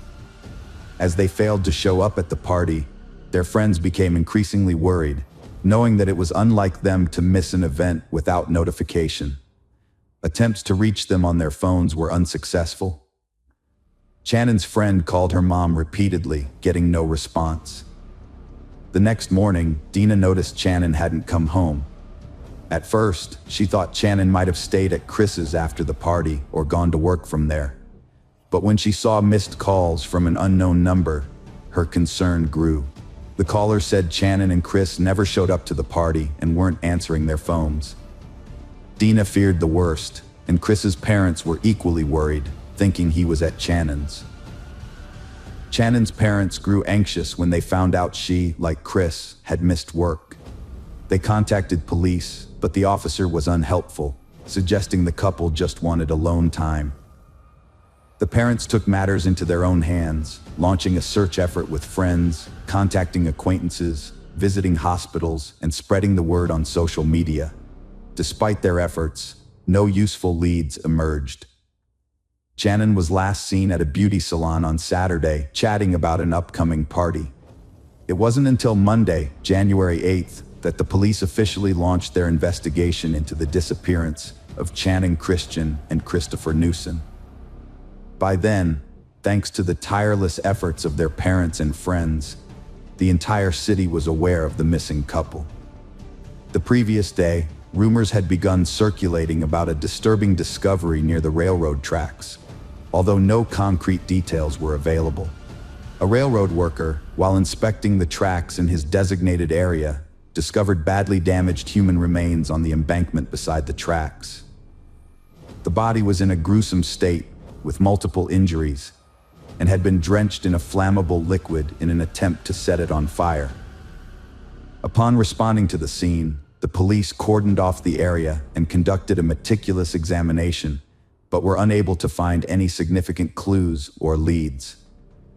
After taking necessary photographs, the remains were sent to the morgue for an autopsy to establish the cause of death and attempt to identify the victim, although it was clear that the extensive damage and effects of the fire would make this challenging.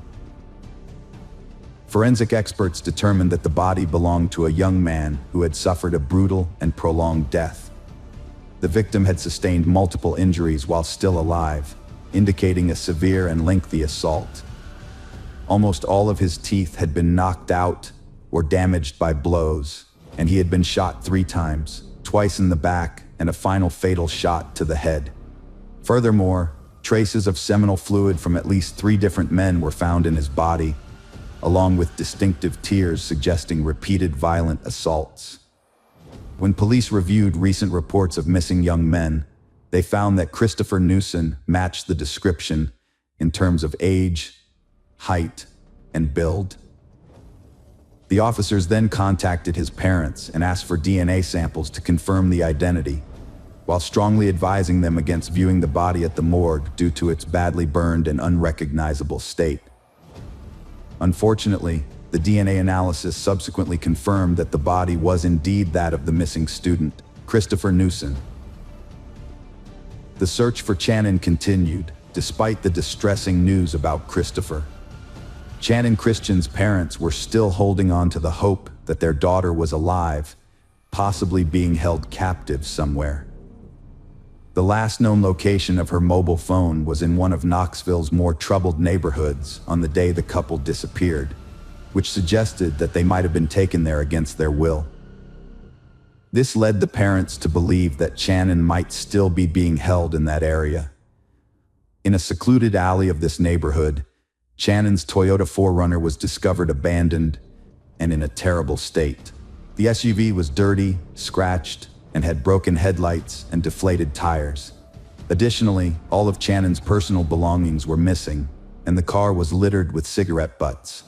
The seats were torn and stained, and the driver's seat was pushed far back, indicating that a large adult male had last driven the vehicle.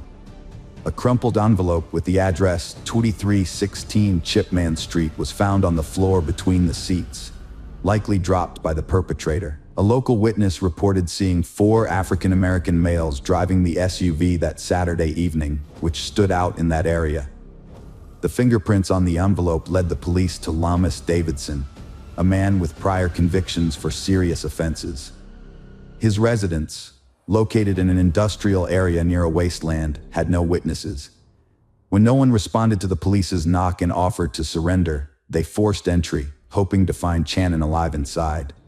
Inside the house, the police found Channon's purse, a stuffed toy from her car, Christopher's headphones and baseball cap, and a knife with blood traces. They also discovered torn and blood-stained fragments of women's clothing and, tragically, Channon's lifeless body hidden in the house's trash chute system, wrapped in 5 trash bags and bound in the fetal position under dirty sheets. Experts later determined that she likely died in the early hours of Monday, January 8th. The discovery of Channon Christian's body revealed a terrifying sequence of events. Had the police begun their search immediately, they might have saved her from unimaginable suffering. Instead, her body was found with every inch covered in bruises, abrasions, cuts, and cigarette burns. The numerous injuries to her genital area, mouth and throat indicated that she had been subjected to multiple brutal assaults by several men. Channon suffered a severe head injury, internal bleeding in her abdominal area, likely caused by kicks. Multiple stab wounds, though not fatal, were inflicted upon her. Her attackers also extinguished dozens of cigarettes on her skin in an attempt to destroy DNA evidence. They doused her with household bleach, focusing on bleeding wounds and her genital area. She was then forced to ingest bleach. 5 individuals were involved in the brutal crimes against Channon Christian and Christopher Newsom. Lamarcus Davidson, the owner of the house where Channon's mutilated body and Chris's personal belongings were found, was identified as a fugitive. The police also tracked down Eric Boyd, whose DNA was found at the crime scene. Boyd was arrested on January 11th without resisting and agreed to cooperate with the investigation, stating he wouldn't take the fall for crimes he didn't commit. Boyd revealed that Davidson was hiding in a vacant house listed for sale and personally led the police to the location. As a result, Davidson was caught off guard and offered no resistance. Notably, at the time of his arrest, Davidson was wearing Chris's sneakers. During the investigation, Davidson downplayed his role, portraying himself as a victim. He claimed that the couple had come to his house to buy illegal substances, but got caught up in a conflict with his acquaintances. Davidson insisted that he left to avoid involvement, and the subsequent brutal acts occurred while he was away. Further investigation led to the identification of 3 more individuals involved in the case: Davidson's friend George Thomas, his half-brother Latalvis Cobbins, and Vanessa Lynn Coleman, an 18-year-old woman. Once all 5 suspects were arrested, they were put in separate cells and questioned one by one. Each of them tried to shift the blame onto the others, unknowingly providing details of the brutal crime. The pieces of their stories helped to reconstruct the sequence of events and the role each played in the brutal act. Lamarcus Davidson, recently released from prison on parole, was in dire need of money. To support his illegal business of selling banned substances, he urgently needed a vehicle to deliver his goods to customers. Davidson decided to steal a car from an underground parking lot notorious for its lack of surveillance cameras, accompanied by his accomplices. Tragically, students Channon and Christopher were in the parking lot at the same time, arguing over Chris's delay. The criminals, fearing witnesses, forced the couple into the trunk of a car at gunpoint. They was taken to Davidson's house, where they were subjected to brutal beating and repeated assault. After midnight, Christopher, barefoot and undressed, was forced back into the trunk and taken to the railroad tracks. He was ordered to walk on the stones before being shot twice in the back. The final shot to the head ended his suffering. His body was then doused with a flammable liquid and set on fire in an attempt to destroy any evidence that could lead to the perpetrators. After dealing with Christopher, the criminals returned to the house where Channon remained bound. The next day, she endured horrific cruelty, leaving her with no uninjured area on her body. The sadists concluded their torture by dousing her with bleach and packing her, still alive, into plastic trash bags, where she slowly suffocated. The exact moment Vanessa Coleman joined the group is unknown. In her interrogations, Coleman claimed she was a hostage who participated in the torture out of fear for her life.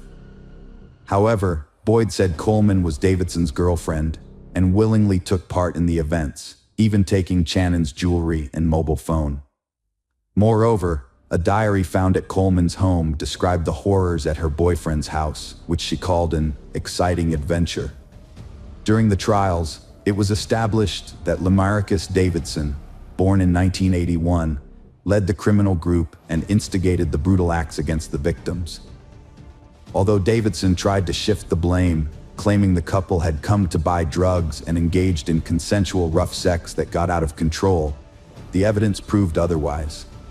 Davidson was found guilty on 40 counts, including assault, kidnapping, robbery, and cruel and premeditated murder. The jury unanimously sentenced him to death for his heinous crimes. Latalvis Cobbins, born 1982, was initially faced with the death penalty for his role in the brutal torture, assaults, and murder. However, he was ultimately handed a life imprisonment sentence without parole. George Thomas, born 1983, received a similar life sentence for his involvement in the same heinous crimes, with no possibility of release. Eric Boyd, who cooperated with the investigation and aided in the capture of Davidson, received an 18-year prison sentence. The investigation discovered Vanessa Coleman's, born 1988, involvement in the torture, assaults, and tragic murder of Channon. She was subsequently sentenced to 53 years imprisonment. In 2011, while the convicted felons served their sentences and Davidson awaited execution, the case took an unexpected turn. The presiding judge resigned, citing substance dependency issues, which called into question his ability to conduct the trial fairly. As a result, all verdicts from the previous 2 years were annulled, and new hearings were scheduled for the 5 individuals responsible for the tragic murder of the students. After retrials, Davidson's death sentence was upheld. Cobbins and Thomas both remained incarcerated, each serving a life sentence without parole. However, Thomas's sentence was later modified to include the possibility of parole after 51 years. Vanessa Coleman's original 53-year sentence was reduced to 35 years. Although her 2014 appeal was rejected and parole was denied in 2017, she will remain incarcerated until at least April 2032, as determined by the parole board in 2020. Eric Boyd's circumstances drastically changed. Initially, he got a short sentence for cooperating, but was later retried and received life without parole for his role in the assaults and deaths of 2 victims. His accomplice Thomas testified against him, revealing new details, and got a 15% sentence reduction. Boyd's appeals failed, and he's now serving life at Bledsoe County Correctional Complex. Davidson awaits execution in Riverbend Max Security. The trial sparked media frenzy, leading to 2 new laws. One protects victims from defamation by the accused, who try to shift blame. The other eliminates the need for a judge's signature on a unanimous verdict, preventing retrials and sentence reviews. The house where Channon Christian and Christopher Newsom were brutally tortured was demolished in 2008. A memorial was built on the site in their memory.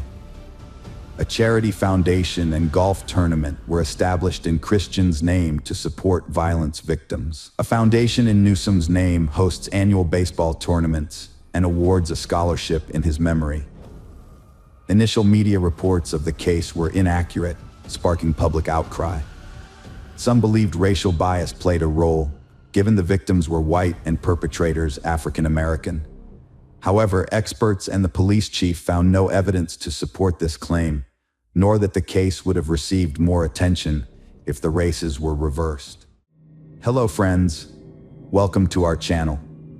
Today we're going to take a look at another horrible case with you. The case of Sean Eckerd. Donna and Samuel Eckerd, who came from a long line of family relationships, tied the knot. Between them, they had 6 grown children from previous marriages. After facing numerous challenges in their early marriages, they found comfort and solace in each other. The couple decided to settle down in San Diego, California. They rented a spacious family home and never missed attending church services on weekends. A few years after their move, Donna gave birth to a son named Stanley, and 2 years later, Sean was born. Donna dedicated her life to raising her sons and taking care of the home. As a result, Stanley and Sean grew up in a loving and nurturing environment. They both attended a reputable local school, and every weekend, the entire family would participate in church activities without fail. The Eckerd family was a tight-knit one, with the adult children regularly keeping in touch and gathering together for family holidays, despite being scattered across the continent. Sean was a sociable and lively individual, boasting a charismatic personality that effortlessly drew people to him. He was an attentive listener and had a talent for empathy, making it easy for him to form friendships. In contrast, Stanley was more introverted and cautious around new people and experiences, which made socializing a bit more challenging for him. Despite their differing personalities and age gap, the brothers shared a common circle of friends and classmates. Unwaveringly loyal, they looked out for each other, often acting as one unit. As they grew up, they developed into well-mannered and academically successful young men. Their bond was built on trust and mutual respect, with their parents valuing respect above all else. Good-natured teasing between the brothers was commonplace, but always done in a light-hearted and humorous spirit. Donna and Samuel raised their children, instilling in them faith in God and guiding them according to God's laws. As the Eckerd brothers grew up, their lives unfolded naturally. However, their interests gradually diverged, becoming starkly different. Sean, the youngest, developed a passion for music and played in a band, while Stanley, the eldest, became fascinated with martial arts. Each brother's life was filled with vivid experiences and emotions, which they would share with the family in the evenings. Every evening, when the family gathered before dinner, Sean's stories about music, friends, and upcoming plans would dominate the conversation. The family would listen intently to Sean, leaving little time for Stanley to share his own experiences. Stanley felt that he didn't have grand plans or exciting stories to share, let alone friends to brag about. As a result, he humbly listened to his brother's stories, never getting the chance to share his own. On one memorable evening, Sean shared with his family that he had met a neighbor, Mary Jane, a delicate young girl with bright brown eyes and long blonde hair. He was captivated by her and had been drawn to her house by the enchanting piano melodies drifting from her open window. Entranced, he walked into her home without knocking, but his self-assurance and charm helped him to extricate himself from the awkward situation and make a good impression on the girl he was interested in. Although Mary Jane was a few years older than Sean, they were able to maintain a friendly relationship. Sean, being the social butterfly, would often organize picnics, inviting Mary Jane to join in. They spent their time strolling, visiting parks, and taking in the views from observation decks. However, their blossoming adolescent romance was cut short by the harsh realities of the adult world. The Eckerd family received devastating news about the illness of Donna's elderly mother, Sean and Stanley's great-grandmother. In pursuit of a better life, Sean's parents tried to consider the interests of each family member, but their decision ultimately changed the course of their lives. Sean was reluctant to leave his hometown, his friends, and Mary Jane, but the decision had already been made. The Eckards left the city where their children had grown up and moved to a new state. In 2005, they settled in Donna's mother's house in Spring Hill, Florida, starting a fresh chapter. For the whole family, this move felt like a breath of fresh air, as it proved to be the right decision. Sean and Stanley's grandmother was recovering well. Initially, the move was tough on Sean, who missed his band, strolls with Mary Jane, and hangouts in his favorite city. However, Sean's optimistic nature soon took over, and he began to build a new life as vibrant as the one he had left behind. Donna and Samuel found jobs at the Presbyterian Church, where they spent most of their time. Donna looked after the children in the nursery, while Samuel assisted with the chapel. Over time, the brothers reconciled and made new friends together.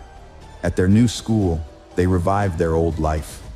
Sean rejoined the school band, while Stanley attended a martial arts school near their home. Despite their busy schedules, Sean remained obsessed with Mary Jane. Every night, he'd lock himself in his room and talk to her on the phone for hours. Their goodbyes always ended the same way, with Sean promising to visit her once he got his parents' permission. While Sean held on to his first love, the more reserved and modest Stanley struggled to find his place within the family. In an attempt to assert himself, Stanley made a series of poor decisions that would ultimately have devastating consequences for the entire family. In May 2006, Stanley told his parents he was quitting school to focus on martial arts and start a club. However, his extreme enthusiasm led him to associate with the wrong crowd, and he began committing petty fraud and trying illegal drugs. In 2007, his questionable connections landed him in trouble with the law, and he was arrested for stealing and charged with felony fraud. The news of Stanley's misbehavior hit his mother, Donna, hard. She had a heart attack and ended up in the hospital, but a lawyer hired by her sister-in-law helped resolve the situation. The lawyer successfully defended Stanley, highlighting the lack of concrete evidence, which led to a suspended sentence. This experience terrified Stanley, leaving him feeling guilty and withdrawn as he hoped to be understood and accepted by his family. After what happened to Stanley, Sean kept his plans private during the summer vacation. He worked as a waiter, saving money, and left a note for his mom saying he was heading to California to see Mary Jane. The 2-day bus ride seemed endless, with the scenery and time of day changing outside his window. He imagined seeing Mary Jane at the final stop, his heart full of anticipation.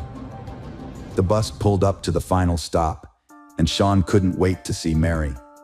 Through the window, he'd caught a glimpse of her bright smile and her long hair, which she was tucking behind her ears.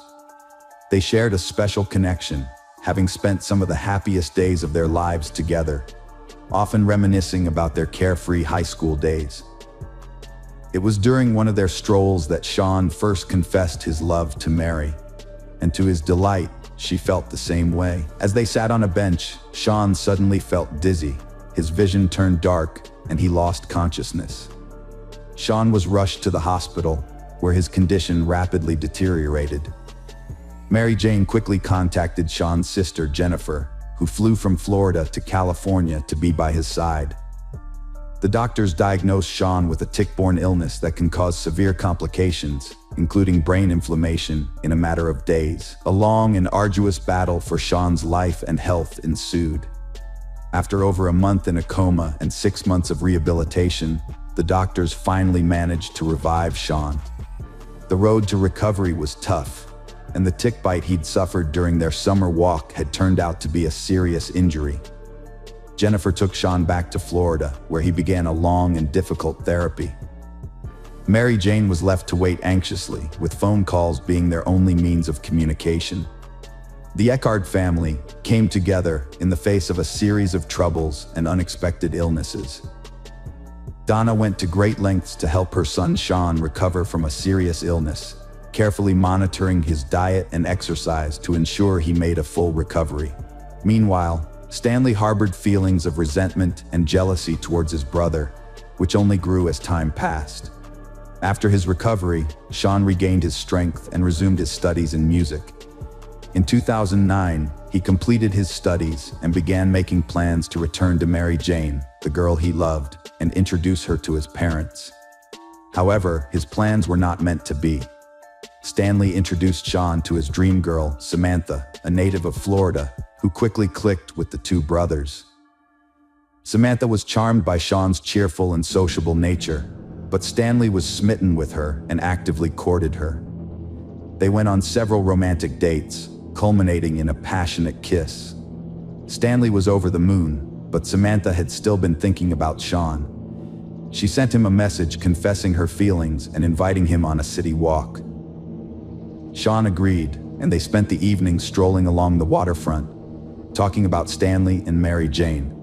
However, Sean didn't try to win Samantha over, as he had already given his heart to someone else. Samantha, feeling down, sent a message to Stanley revealing that Sean had been seeing her behind his back and confessed his strong feelings for her.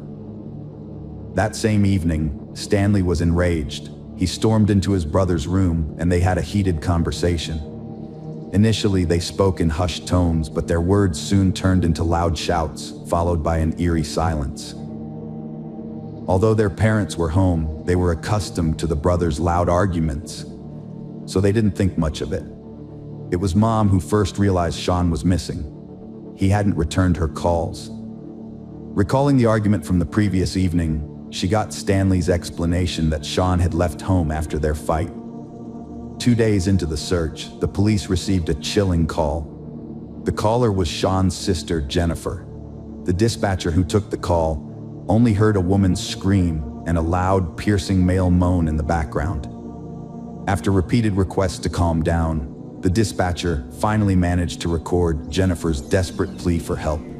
Jennifer continued to scream, begging for assistance and reporting that Stanley had killed Sean. She said Stanley was in the house, talking to their mom, while their dad was in shock over his dead son, who had been buried in the backyard since early Saturday morning.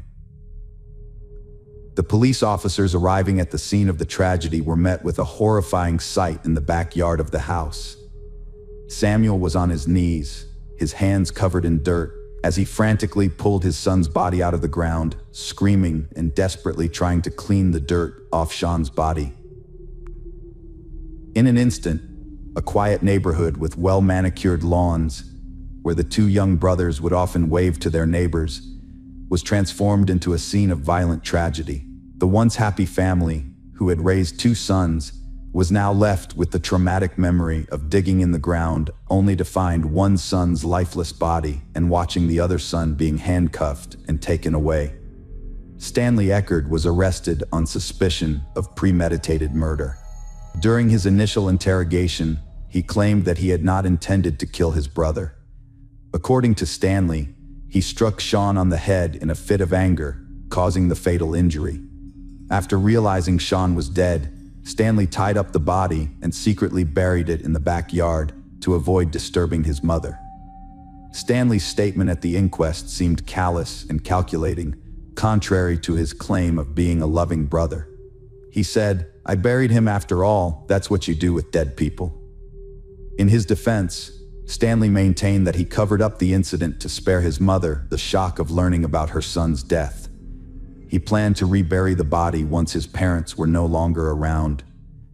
Stanley's behavior during the interrogation was inconsistent. At times, he broke down in tears, confessed to the crime, and expressed remorse, portraying the incident as an accident.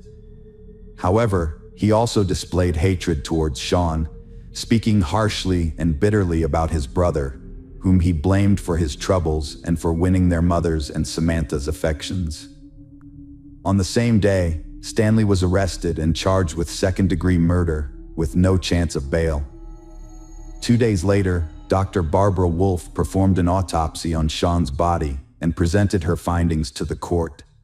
Her forensic examination revealed that Sean had bruising on his neck, both under the skin and in the form of rope marks, indicating that his neck had been constricted to make breathing difficult.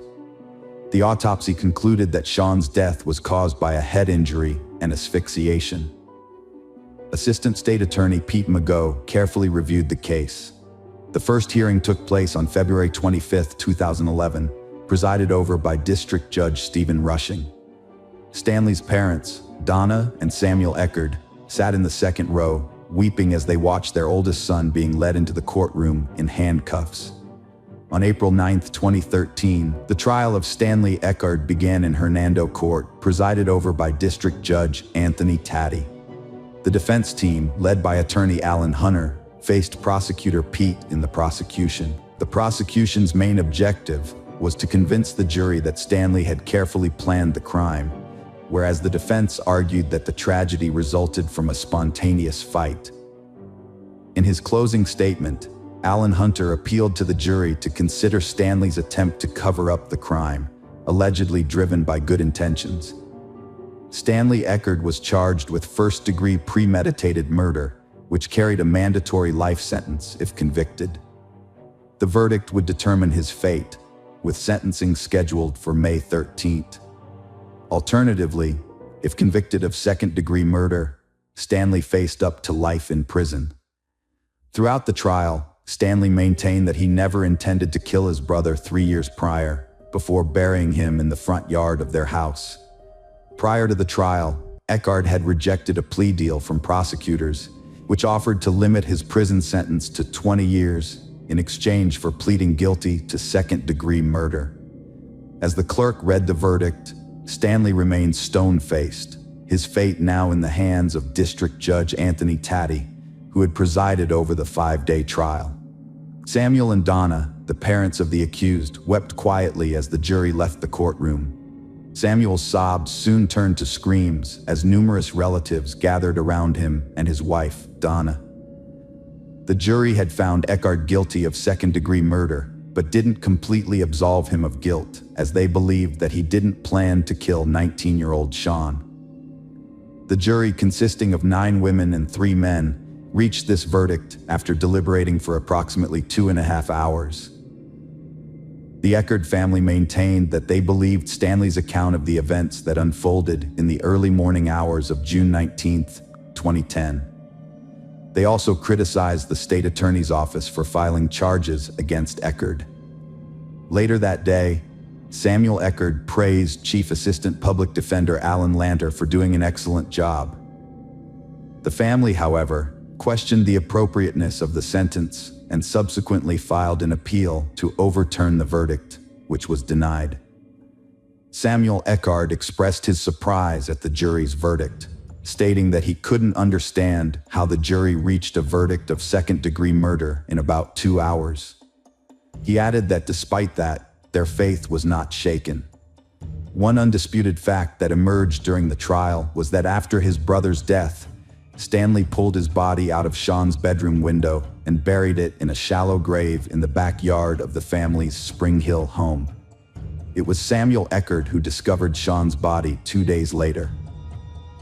Pete Mago showed the jury photos of Sean's body in a hole, highlighting the gruesome reality. He emphasized Stanley's inconsistent testimony, changing his story 6 times when questioned about his brother's death. Mago revealed Stanley sent fake messages from Sean's phone, pretending he was alive. After hours of questioning, Stanley finally admitted to killing Sean during a struggle, claiming he hid the body to protect their mother. Mago argued Stanley's manual infliction of injuries constitutes murder, citing testimony and statements about escalating tensions with Samantha Rowe. Stanley discussed revenge with his brother and friend, mentioning a method of killing, but this evidence was tenuous.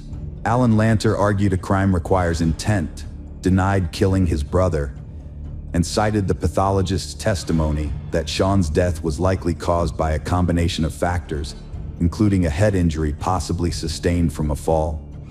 Lanter reminded the jury of Donna Eckhart's testimony about Sean's severe mood swings after his illness diagnosis.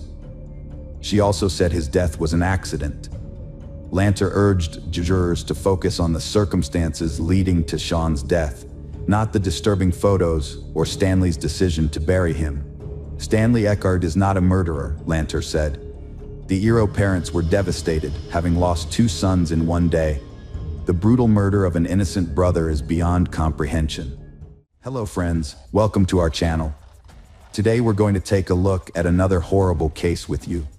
The case of Anna Walsh.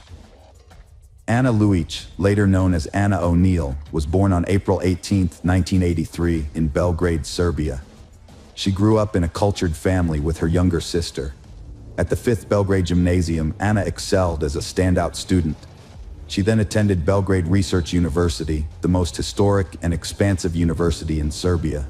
Anna pursued foreign languages, earning a master's degree in French language and literature at 22. With her diploma, Anna sought a new chapter in the United States, fully supported by her family. In 2005, she settled in the U.S., aiming to further her education in hospitality management.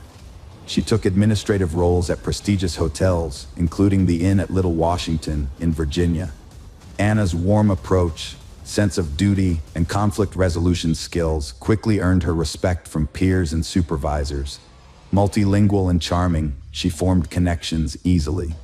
Beloved by colleagues and friends, Anna seized every chance to shine. She became a U.S. citizen, retaining her Serbian nationality, and enjoyed a high income, investing in property and a car. Her travels further broadened her horizons, and her career flourished, leading to a promotion to senior manager. Anna's captivating qualities, including her intelligence, beauty, slender physique, and radiant smile, drew in numerous admirers. While working at the Wheatley Hotel in Lenox, Massachusetts, she met and fell in love with Marcus O'Neill, the hotel's head chef. Their romance ultimately led to their marriage in 2009, at which point Anna took her husband's last name. Born in July 1975 in Boston, Massachusetts, Brian Paul Walsh came from a prominent, wealthy, and respected family. As a young man, he would frequently borrow money from friends, only to fail to repay them. During his college years, he would invite friends to dine at upscale restaurants, then use various tactics to manipulate others into covering his share of the bill. Brian was estranged from his father, Dr. Thomas Walsh, for many years until the elder's death in 2018. The estrangement dated back to when Brian fraudulently withdrew nearly $1 million from his father's personal account and disappeared with the money. Despite this, Dr. Walsh chose not to report the incident to the police and instead tried to persuade Brian to return the money voluntarily. However, when Brian refused, Dr. Walsh cut off all communication with him. By the time of the theft, Brian's parents had already divorced, and his father had started a new family. In response to Brian's actions, Dr. Walsh decided to remove him from his life and will. After Dr. Walsh's passing, Brian reappeared and filed a lawsuit claiming that the will was forged by the doctor's widow and younger children to deny him his rightful inheritance. However, Brian was unable to prove his claims and received no part of the estate. Those who knew Brian described him as greedy, malevolent, and cruel, with a tendency towards violence and a lack of emotional control. He often relied on force to achieve his goals and became dangerous during bouts of anger. In the late 2000s, Brian received treatment in a psychiatric clinic to address his rage issues, during which he was officially diagnosed with sociopathy. Brian and Anna first met in 2014 when Anna was working as a senior reservation manager at the Wheatley Hotel in Massachusetts. At the time, she was married to Marcus O'Neill, who was also employed at the hotel. Brian, who was a guest at the hotel, was immediately drawn to Anna's charm. Despite knowing she was already married, Brian continued to show her increasing attention, which eventually became insistent. Used to getting his way, Brian persisted in pursuing Anna, even after she rejected him. He managed to get her phone number and home address where she lived with her husband and began to harass them relentlessly. In 2015, the Anna were forced to seek police protection from Brian's constant harassment, which continued day and night. Brian would show up at Anna's workplace, call her at home, and send her messages, demanding she leave her husband for him. The situation took a dark turn when Brian threatened to harm Anna and her husband if she didn't comply with his demands. What triggered Anna's change of heart remains unclear, but a year after seeking police protection, she unexpectedly divorced her husband. Months later, Brian became her second husband. They settled into a luxurious home in Casson, Massachusetts, an upscale neighborhood about 20 miles southeast of Boston. They had 3 sons in quick succession, with the boys being 2, 4, and 6 years old at the time of Anna's disappearance. Despite having a demanding job, Anna successfully balanced her career with motherhood, never taking maternity leave. She became the regional general manager at Tishman Speyer, a real estate company, earning a high salary and becoming the primary breadwinner for the family. Due to her frequent business trips to Washington, D.C., she also bought a second home in her name, where she stayed during these trips. To help take care of their children during her absences, Anna relied on visiting nannies.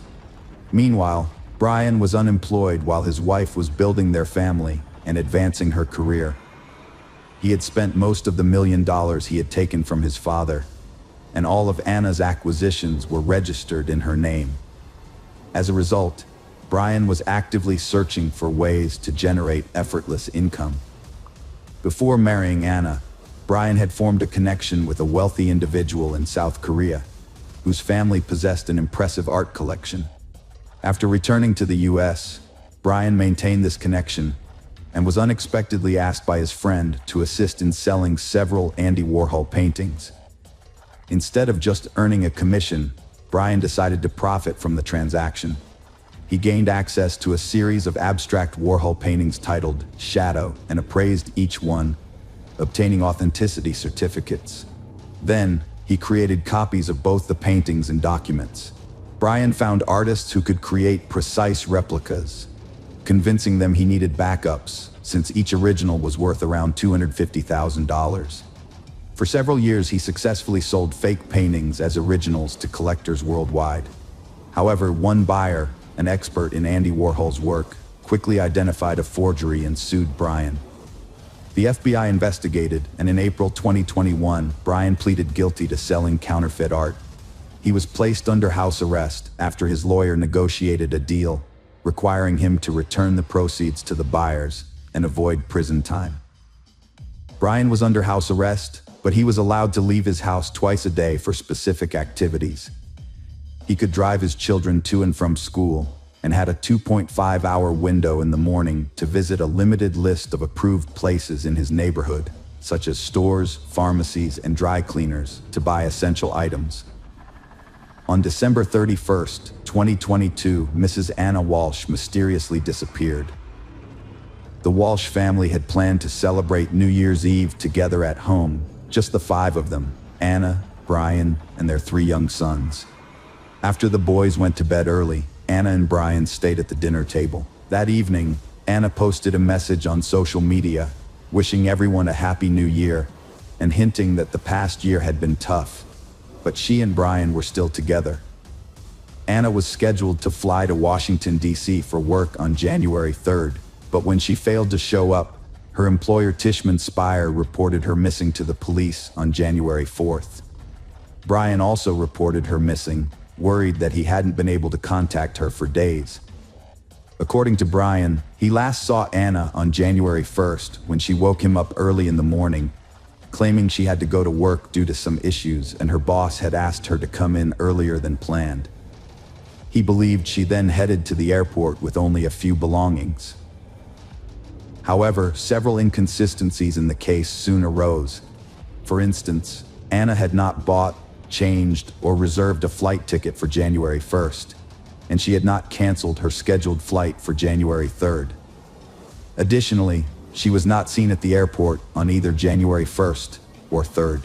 Furthermore, it was unclear how she left the house since her personal car was still in the garage and she had not called a taxi. Brian's suggestion that she might have hitchhiked was not convincing. Brian's statements and behavior sparked numerous questions. His explanations were contradictory, and he didn't appear particularly concerned about the unfolding events. Despite being unable to contact the mother of his children for over 3 days, he only reported her missing on the 4th day, and only after her workplace called. From the start, Mr. Walsh was considered a prime suspect, yet law enforcement didn't have enough evidence to arrest him or obtain a warrant to search their family home. They conducted a limited inspection with the homeowner's permission, but it didn't yield any results. Brian claimed to have led a normal life during those 3 days, visiting usual stores and doing household chores. However, verifying his claims was challenging, as he often left the house without his phone, which he alleged was frequently taken by his older children to play games without his permission. On January 5th, the police issued a public appeal on TV, showing a photo of Anna and asking anyone who knew her whereabouts or what had happened to her to contact the authorities immediately. However, no one came forward with any information. The last time Anna had been in touch with anyone was on December 31st, when she made phone calls to her mother and sister. Her husband was the last person known to have seen her. Surveillance cameras in the neighborhood did not capture any footage of Anna on the morning of January 1st, making it seem as though she had never left her home. In contrast, her husband was recorded leaving and returning to their home several times, but it was impossible to determine where he had gone. His claim of visiting a supermarket was proven to be false, as his vehicle was not seen on any routes to the store, and he was not spotted inside. It wasn't until January 8th that Brian was arrested for making false statements and was taken in for questioning at the police station. His home was finally searched, and it was discovered that on January 1st, he had visited a hardware store in a different area, which was not on the list of approved locations he was allowed to visit while under house arrest. At the hardware store, Brian spent nearly $500 on a large quantity of cleaning supplies, including plastic sheeting, duct tape, a mop and bucket, and utility rags. He paid in cash, likely hoping to keep his visit secret. During a search of the Walsh family home, disturbing discoveries were made. Although the house appeared normal at first, with no signs of struggle or bloodstains, the basement told a different story. Law enforcement officers found smeared bloodstains everywhere, along with a bloodied knife and saw wrapped in towels, hidden among the clutter. Brian had previously admitted to visiting his mother's home on January 3rd, claiming he needed to help her with household tasks due to her poor health. However, after the grim discoveries in the basement, police suspected that Walsh may have disposed of evidence or parts of his deceased wife's body on his way there. They inspected trash bins in the area where the couple lived, as well as along the road to his mother's house, and found a kitchen hatchet with dried blood and several blood-stained towels, similar to those found in the Walsh basement. Forensic analysis confirmed that the blood in the basement on the towels, knife, hatchet, and saw belonged to Anna, confirming her death. The seized laptop and tablet revealed a disturbing search history. Weeks prior to his wife's disappearance, Brian had been actively searching online for information on the most favorable states for divorce in terms of property division.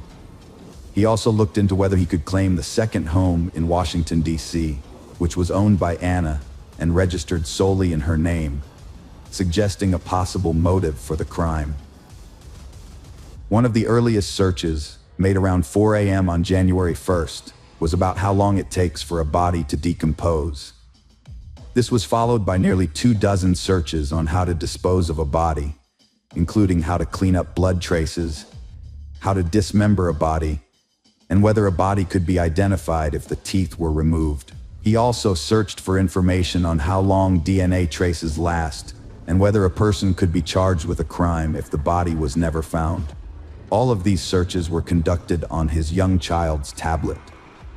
By January 3rd, Brian's searches had shifted to inheritance, as he looked into how and when someone can inherit the property of a person who has disappeared. This suggests that he was confident he would avoid punishment and was preparing to claim the inheritance. On January 18th, Brian was officially accused of murdering his wife, even though her body or remains had not been discovered. Prosecutors allege that on New Year's Day, Brian intentionally or accidentally killed his wife, then decided to get rid of her body by dismembering it in their home's basement. He allegedly put the body parts in plastic bags and threw them away in trash cans located in different areas of the city.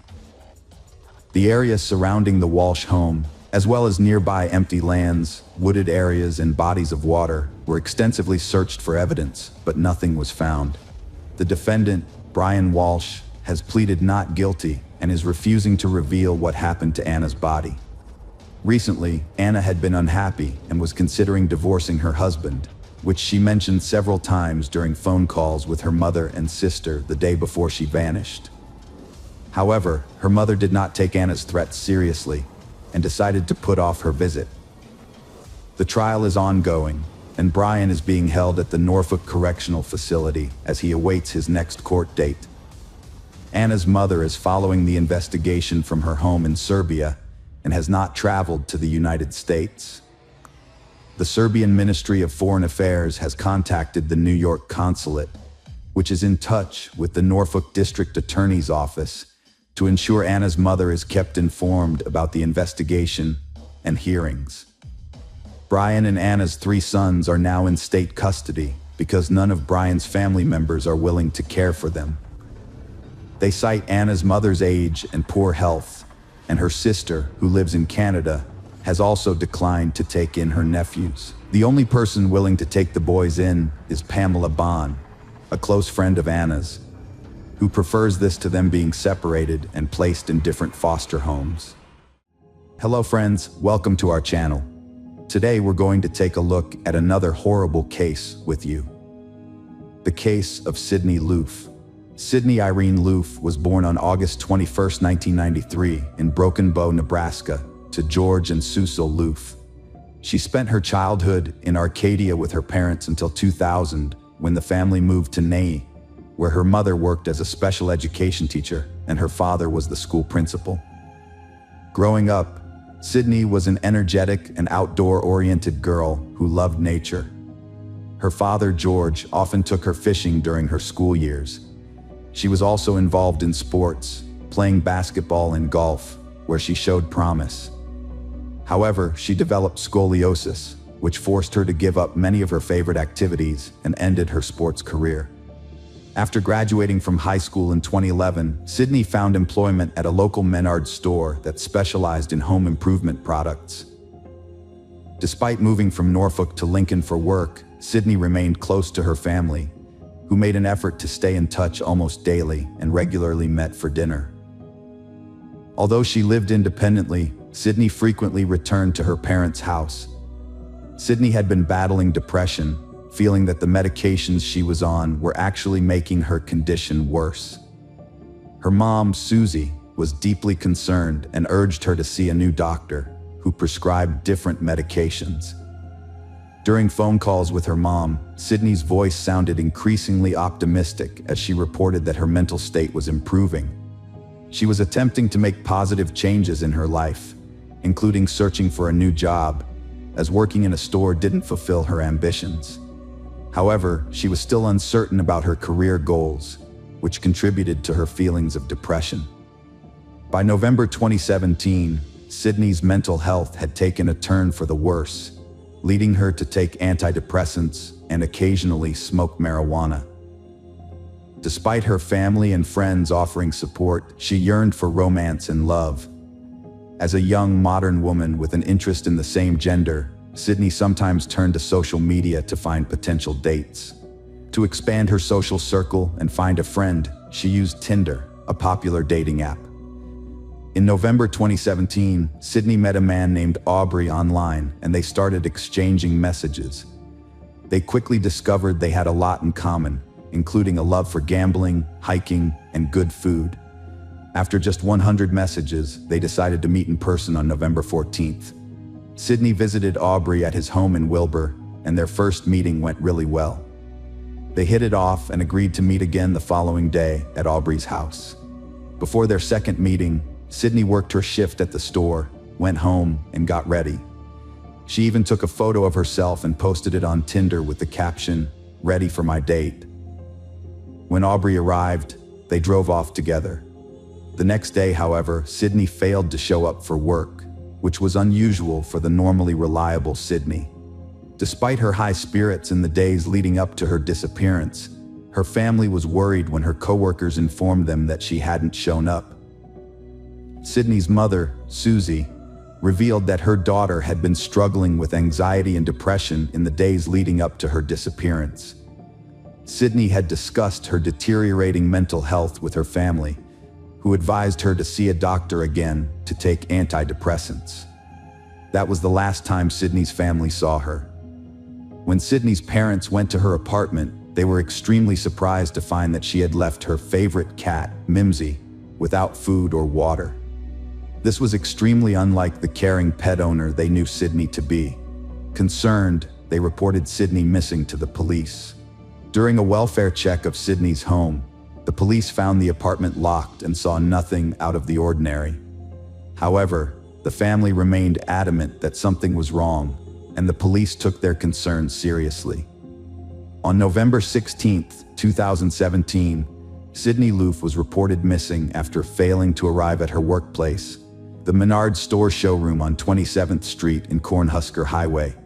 Sydney had a spinal condition that affected her gait, making her stand out in a crowd.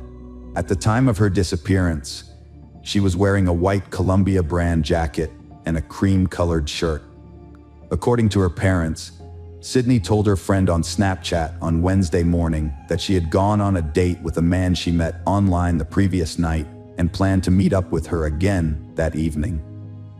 Her car was found in Northeast Lincoln, and police conducted interviews, searching for any leads that could help locate Sydney. A massive search effort was launched to find Sydney, featuring highway billboards with her photo and a televised manhunt. Susie remained adamant that something had happened to her daughter after her date. To support her claim, she shared a screenshot of a Snapchat post by Sydney, captioned, "Ready for my date." Sydney's friends confirmed that she was planning to meet a woman named Aubrey, whom she met on Tinder. During the investigation, police examined Sydney's phone records and surveillance footage from her workplace, which led them to identify a key person of interest. They traced Sydney's last phone signal to a cell tower in the Wilbur neighborhood, likely close to Aubrey's residence, although they had no information about Aubrey's identity at the time. Authorities started looking for a man named Aubrey, who was the last person to see Sydney before she went missing. The problem was that no one knew Aubrey's real identity or if he even existed. Sydney's friend Brooklyn took matters into her own hands and decided to track down Aubrey using Tinder. She downloaded the app, found Aubrey's profile, and exchanged phone numbers with him. This allowed the police to finally learn Aubrey's real name, which was Bailey Boswell, a 26-year-old woman. Further investigation revealed that Bailey lived in an apartment near the cell tower where Sydney's phone was last connected. Bailey shared this apartment with her partner, 52-year-old Aubrey Trail. Bailey Boswell, from a normal and wholesome family in Lyons, Iowa, grew up as a friendly and successful student who excelled in basketball and running. However, following her father's death, her life took a downward turn. She started keeping bad company and got involved with alcohol and illicit drugs. On a dating website, Bailey met Aubrey Trail, a man with a history of fraud, issuing fraudulent checks and theft. Aubrey had created a cult where he referred to himself as the Vampire Daddy and paid women $200 weekly to follow his unusual rules. At the time of Sydney's disappearance, Aubrey and Bailey faced a court order to pay over $40,000 in fraud reparations and had multiple misdemeanors against them. On November 19, 2017, they went into hiding. When police searched their apartment, they found that some walls had been scrubbed with bleach, which a neighbor confirmed. After a few days, the police located Aubrey and Bailey at a hotel in Branson, Missouri, and took them into custody a few weeks after Sydney's disappearance was reported. A thorough examination of phone records and Bailey's location data led the police to the gruesome discovery of Sydney's remains. Her body had been dismembered, with 13 parts found in black plastic bags in ditches in Clay County. Tragically, some of her organs, including her heart, were missing. Bailey and Aubrey were charged with first-degree murder, improperly disposing of human remains, and conspiracy to commit a felony. Bailey pleaded not guilty to all three charges. Aubrey, on the other hand, pleaded not guilty to felony murder and conspiracy, but guilty to improperly disposing of human remains. However, Aubrey's various statements were inconsistent, and he often appeared confused, changing his account of events and introducing new characters. He made bizarre claims, including that he was a vampire who could fly, and spoke about witchcraft. Aubrey claimed to be a cult leader and vampire, telling authorities he had witches in the cult who needed to kill another woman to gain powers. In one of his early court hearings, Aubrey admitted to killing Sydney Loof, but said it was an accident. He claimed to have paid Sydney $5,000 to participate in a threesome with two other women, which Sydney had agreed to. However, during the act, he strangled her with a cord by mistake. Aubrey also confessed to cutting Sydney's body into pieces, a ritual according to his beliefs, to release her soul to the gods in a sacred place. He believed this would help her reincarnate faster. However, the prosecution presented evidence contradicting Aubrey's story. Surveillance footage from November 14th showed Aubrey and Bailey checking into a Lincoln hotel near Sydney's home. The following day, they visited a home improvement store, buying a hacksaw, bleach, a folding saw, a stationary knife, and the bags used to store Sydney's remains. Furthermore, a surveillance camera caught Sydney encountering Aubrey at the Menards store on November 15th, unaware of the danger she was in. On June 11, 2018, the first court hearing took place regarding the murder and improper burial of Sydney Loof. Although separate trials were ordered for Bailey and Aubrey, the charges against them were essentially the same. The trials were held in Lexington because the defense attorneys successfully argued that a fair trial would be impossible in Wilbur due to the extensive publicity surrounding the case. The prosecution's case rested on the argument that Sydney's death was a premeditated murder, as evidenced by the fact that she was strangled and that the crime was carefully planned and executed. The jury listened to 3 other women who had previously dated Aubrey and Bailey, all of whom they met through Tinder. Each of these women had been intimate with Bailey and had also been involved with Aubrey. One of them shared that she had even gone on a trip with them after they met, during which Aubrey gave her $200 a week and invited her to join his group, which he called Witches, telling her that she would have to torture and kill someone to become a member. Another woman testified that Bailey had discussed breaking her fingers and dissecting a body in detail, revealing her fascination with torture. The prosecution pieced together the events of the fateful evening of November 15, 2017. Sydney had arranged to meet a woman she had known for a couple of days, with whom she had been chatting on Tinder. Bailey picked Sydney up from her apartment, and they drove around in his car. The car eventually stopped at Bailey's house, where Sydney was coaxed into the apartment. Once inside, Bailey and Aubrey attacked her, strangling her with an extension cord on the living room floor. Afterwards, Bailey and Aubrey meticulously cleaned the apartment, which the prosecution argued was a premeditated act. The next day, November 16th, they dismembered Sydney's body and dumped her remains in Clay County. The court heard testimony from Jennifer, the landlord, who stated on November 16th, she drove into the garage and immediately noticed a strong chlorine smell that intensified when she entered the house. The medical examiner testified that Sydney's death was ruled a homicide by asphyxiation. Toxicology reports showed that Sydney had antidepressants in her system at the time of death. In addition to the missing organs, the upper left arm, from just above the elbow to below the shoulder, was also found to be missing from Sydney's body. The prosecutors sought the death penalty for both defendants, and if the sentence was deemed unjust, the case would be retried. However, Aubrey denied any involvement in the occult and pleaded guilty only to improperly burying Sydney's remains. During his trial, Aubrey shouted that Bailey had no involvement in Sydney's death, claiming Bailey's innocence. In a dramatic turn, Aubrey then slashed his throat 3 times with a razor blade but survived and was detained until he made a full recovery. Aubrey testified he lied about Sydney Loof's death, admitting he met her in 2017 and paid her for illegal activities. He claimed Sydney died accidentally during an intimate act with an extension cord in November 2017. Aubrey confessed to dismembering and dumping her body, but maintained it was an accident, and he didn't seek help because he thought no one would believe him. Aubrey confessed to getting rid of Sydney's body, claiming it was an accident from an extension cord during intimate act. Bailey denied involvement, with her lawyers saying she was also a victim of Aubrey's manipulation. However, phone records and location data proved Bailey's involvement, tracking her near where Sydney's body parts were found. The court learned that Bailey initiated contact with Sydney and arranged a meeting. Bailey drove to Sydney's duplex on the evening of November 15th to pick her up. The prosecution claimed that Bailey took pleasure in discussing cruel acts and enjoyed talking about torture with Aubrey.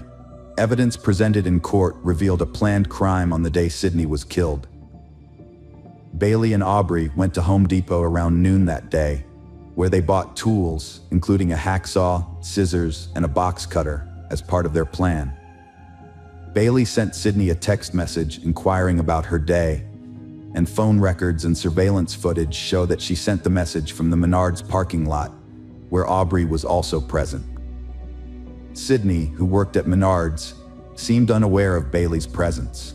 A few hours later, Bailey sent Sydney another message on Tinder, stating that she was at Sydney's apartment and would pick her up soon. However, phone records indicate that instead of going on a date as Sydney believed, Bailey and Aubrey went to the apartment where they lived.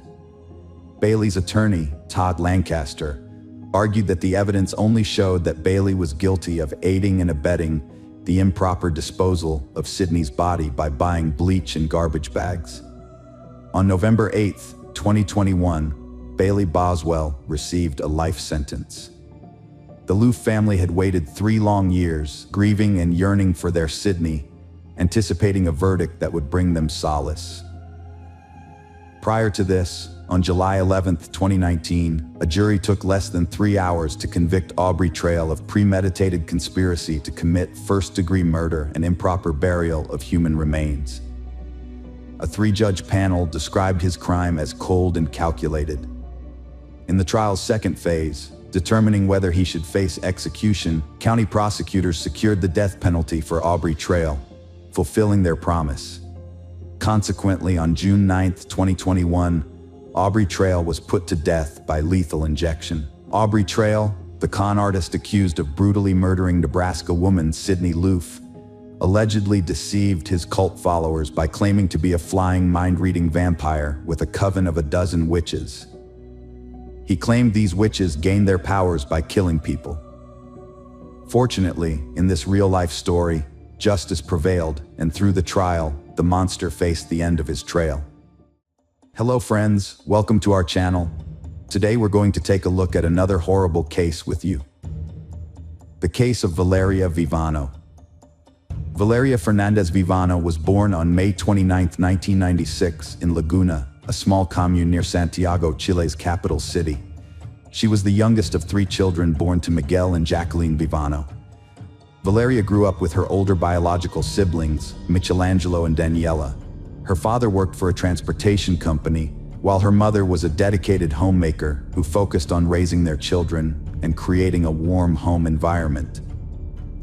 When Valeria started school, her parents decided to separate, which was a huge shock to her. Although they continued to communicate after the divorce, and her father remained involved in their lives, providing financial support, Valeria harbored resentment towards him. They would occasionally argue, sometimes not speaking for months, but they always reconciled. After the divorce, Miguel Vivano remarried and had 2 more children, becoming Valeria's half-siblings. Despite this, Valeria, Daniela, and Michelangelo maintained warm relationships with them. Jacqueline, on the other hand, never remarried, focusing on raising her children and later caring for her grandchildren from her older children. Valeria showed a strong-willed character, determination, and perseverance from a young age. She excelled academically, participated in sports, and demonstrated courage and a strong sense of justice, often putting others' needs before her own. Valeria's desire to help those around her, protect the vulnerable, and fight for justice likely inspired her to pursue a career in law enforcement. After graduating from high school, Valeria enrolled in the police academy in Santiago, where she graduated with honors in 2016 at the age of 20. The following year, she joined the Chilean police force and began working in the capital's serious crimes unit. From the start of her career, Valeria demonstrated herself to be a dedicated and passionate law enforcement officer, driven by a strong sense of justice. She was deeply committed to her job, performing her duties with diligence and always ready to respond to any situation at a moment's notice. Whether it meant leaving in the middle of the night to investigate a crime scene, pursuing suspects at personal risk, or providing emotional support to those who had lost loved ones, Valeria was always willing to go the extra mile. Her colleagues praised her as kind, cheerful, and friendly, yet she remained a consummate professional and trustworthy partner. Over nearly 5.5 years of service, Valeria received numerous accolades and awards, rapidly advancing in her career and earning the respect of her peers and the admiration of her superiors. A highlight of her career was representing her department in Spain, where she spent 2 weeks in Madrid on an official visit, an experience that filled her with immense pride. By 2020, she had risen to the rank of assistant inspector. A 21-year-old rookie cop, Lionel Alejandro Contreras Canales, joined the precinct where Valeria worked, fresh from the police academy. Valeria took him under her wing, becoming his mentor in his first job. A few months into their partnership, they got along fairly well. Not much is known about Lionel's upbringing, but it's believed he came from a wealthy and influential family with a high-ranking official as an uncle, which gave him a life of comfort and luxury. As a result, Lionel was self-absorbed, expecting everything to go his way. Valeria soon caught Lionel's attention, and he made several attempts to win her over, asking her out on dates, but she rejected him each time. Valeria was dedicated to her job and saw workplace romances as unprofessional. She was also strict with Lionel, viewing him as immature. Although Lionel was only 3 years younger, Valeria found his behavior childish and hoped to help him grow up. On May 29, 2021, Valeria turned 25. She celebrated her birthday at her mother's house, surrounded by many guests, including relatives, friends, and work colleagues. However, Lionel was not invited. Valeria intentionally left him out to avoid any potential awkwardness, as he had recently tried to rekindle their romance. When she talked to him about it, he only reaffirmed his feelings for her, which she wanted to keep private from their colleagues. Valeria looked upset despite the festivities. She was trying to conceal her sadness with a fake smile. The recent quarrel with her father had caused days of silence between them, and she had hoped he would put their differences aside and come to her party, giving them a chance to make up. But all he did was send a congratulatory message without even bothering to phone her. Jacqueline, Valeria's mother, noticed her daughter's distress and knew that the rift with her father was the cause of her sadness. Angry at her ex-husband's actions, she was convinced that Miguel would eventually reach out to Valeria and they would talk things through and reconcile. Tragically, Valeria and her father never got the chance to resolve their issues. 2 weeks later, she lost her life in a fatal shooting while on duty on June 13, 2021. Valeria was participating in street patrols and vehicle checks that night, searching for suspects related to a crime that had occurred the previous day in a suburb of the capital. The police had issued an alert for a white Kia Chato, believed to be driven by a suspected criminal who was likely armed and possibly accompanied by others in the car. Valeria was riding in a patrol car with her partner Lionel, driven by Deputy Commissioner Felipe Gilardo. They spotted the suspect's vehicle and immediately gave chase, without waiting for backup. The officers successfully intercepted and blocked the suspect's escape. Canales and Vivano jumped out of their vehicle, guns drawn, and yelled for the offenders to surrender and exit their car with their hands raised. Just then, a single shot rang out, and in the ensuing chaos, Valeria clutched her side and fell to the asphalt beside the police car. Reinforcements arrived simultaneously, and her colleagues heard the shot and saw that she was wounded, but they couldn't fully comprehend what had happened or who had fired. The criminals took advantage of the momentary confusion, sped away, and escaped the scene. Despite the swift arrival of medics and her colleagues' efforts to stop the bleeding, Valeria's life couldn't be saved. She was rushed to the nearest hospital, where top specialists fought to save her life for several hours. Unfortunately, due to severe blood loss and damage to vital organs, Valeria passed away on the operating table, never regaining consciousness. Valeria's family rushed to the hospital after hearing the news, but they were too late. Miguel, her dad, was overwhelmed with grief and regret, haunted by their recent petty argument. His guilt was so intense, it put his own health at risk. Valeria died in the line of duty during an operation to catch dangerous criminals, hailed as a hero for giving her life to ensure others' peace and safety. Local media extensively covered the story, praising her courage and selflessness. The public was shocked and captivated by the arrests, and soon the suspects were identified as 19-year-old Miguel Alejandro Cupin and his 17-year-old accomplice, whose name was not released due to his age. Both had previous convictions for minor crimes. In response to the arrests, Chile's president, Miguel Juan Sebastián Pinera, issued an official statement promising that those responsible would face the full extent of the law. As the investigation progressed, some facts didn't add up. Valeria's body was returned to her family after the autopsy and buried in a capital city cemetery, with hundreds attending the funeral. Her parents described the experience as a terrible nightmare. Notably, among those who carried Valeria's coffin was her colleague Lionel, who seemed more grief-stricken than anyone else. However, other colleagues reported that there had been recent tension between Valeria and Lionel, to the extent that Valeria didn't even invite him to her birthday celebration.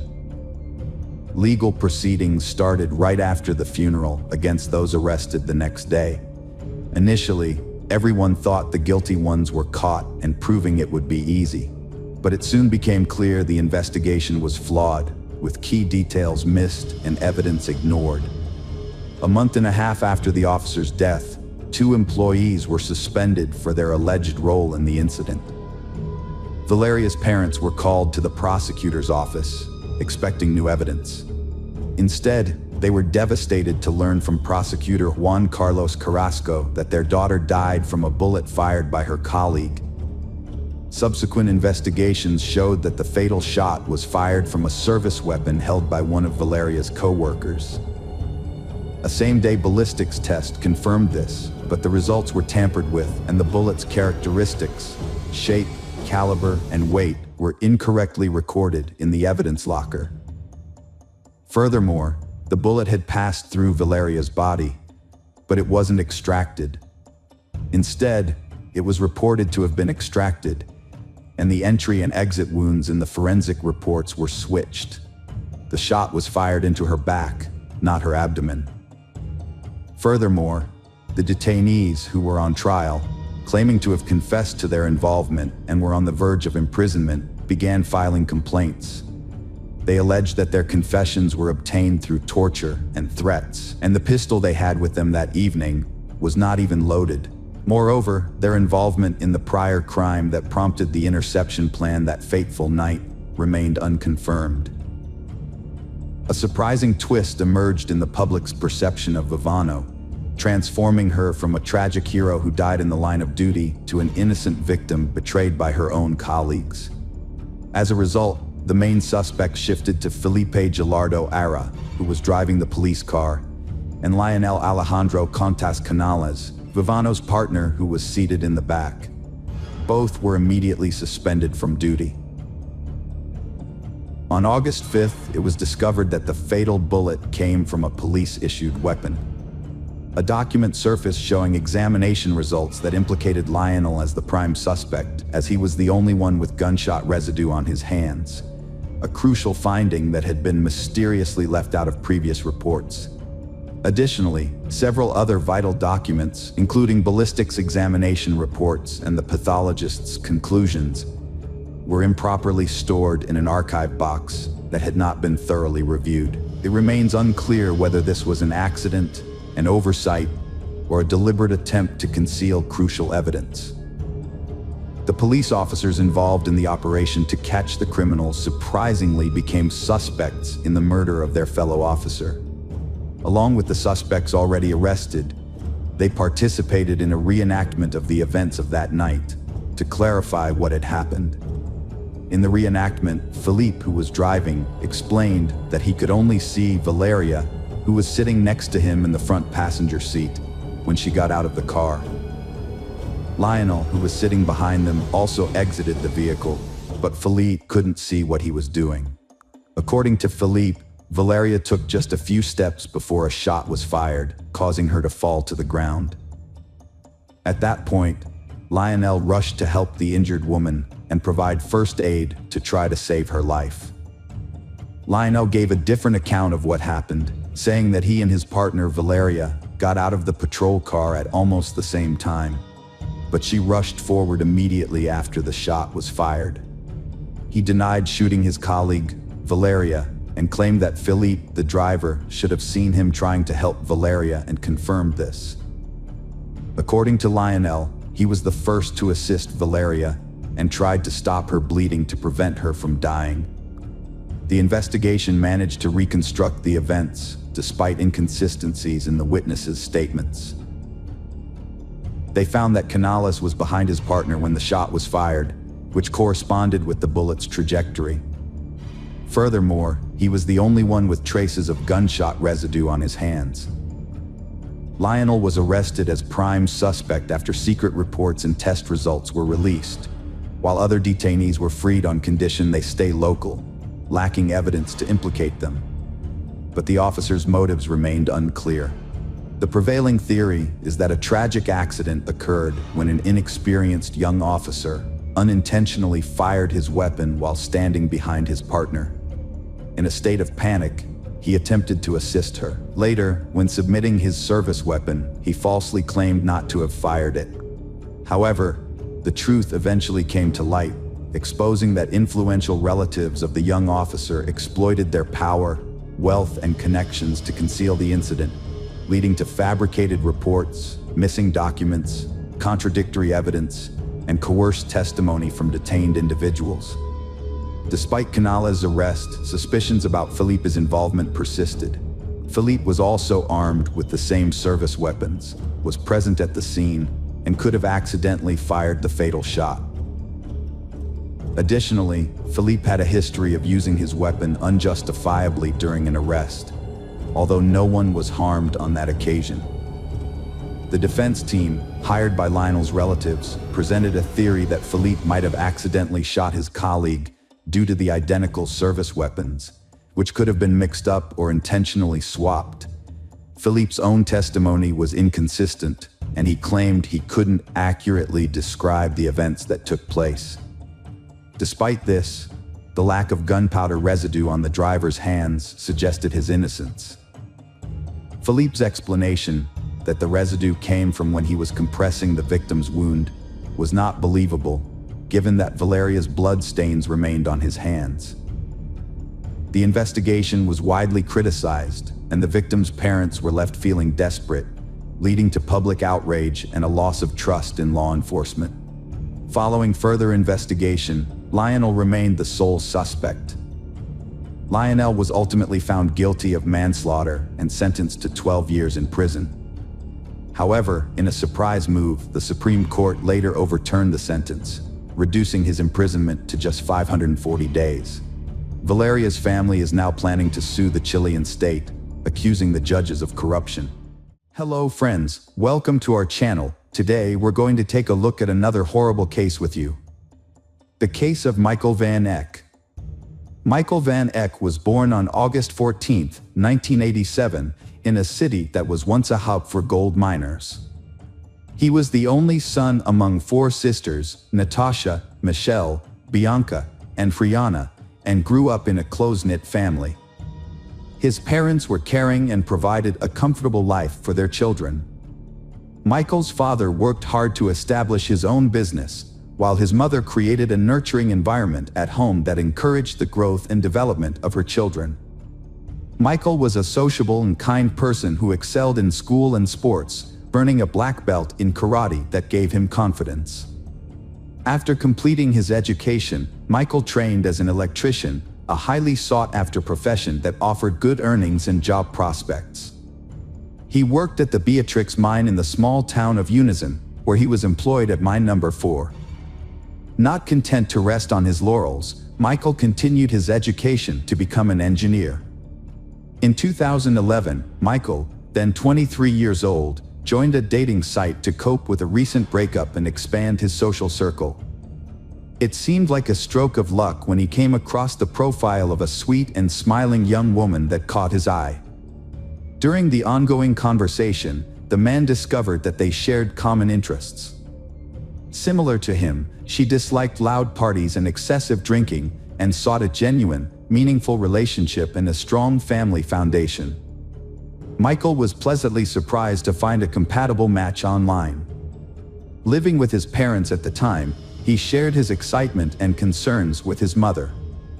On April 2nd, he confided in her about his upcoming date and made an effort to prepare and make a good impression.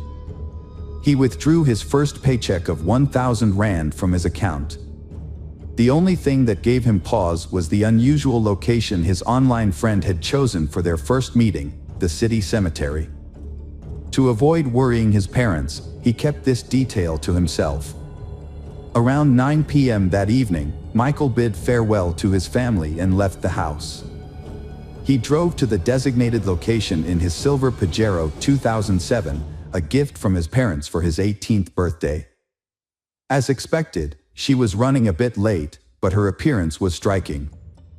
She from the internet arrived dressed in a pristine white dress and smiled warmly. The conversation flowed easily, and afterwards, she suggested continuing the evening elsewhere in the cemetery. She invited him to a secluded area with a blanket spread out on the grass, accompanied by a basket of fruit and wine. Michael and his friends had just finished their drinks when his beautiful companion suddenly kissed him. At first, the kiss was pleasant, but it quickly turned into a painful and horrific experience. Unbeknownst to Michael, this kiss was the beginning of a sinister plot. Jane van Heerden was born in 1991 to parents who were struggling in their marriage. When her mother discovered she was pregnant, they decided to put their divorce on hold and try to work through their issues. However, their efforts were unsuccessful, and the situation at home continued to deteriorate. Unfortunately for Jane, her mother resented her presence, seeing her as a constant reminder of her unhappy marriage. Even after the divorce, Jane's mother held on to her negative feelings, making it difficult for Jane to feel loved and accepted. Jane's behavioral issues and cold demeanor towards her children persisted even after her marriage ended. As a result, her 3 children felt isolated and misunderstood, with Jane, in particular, struggling the most. From a young age, she became withdrawn and sullen, displaying psychological problems. Her behavior became increasingly disturbing, as she frequently talked about death and created confusing artwork. She also developed an imaginary friend named Azael. Her grandparents, concerned about her well-being, suspected she might be possessed and took her to church for an exorcism.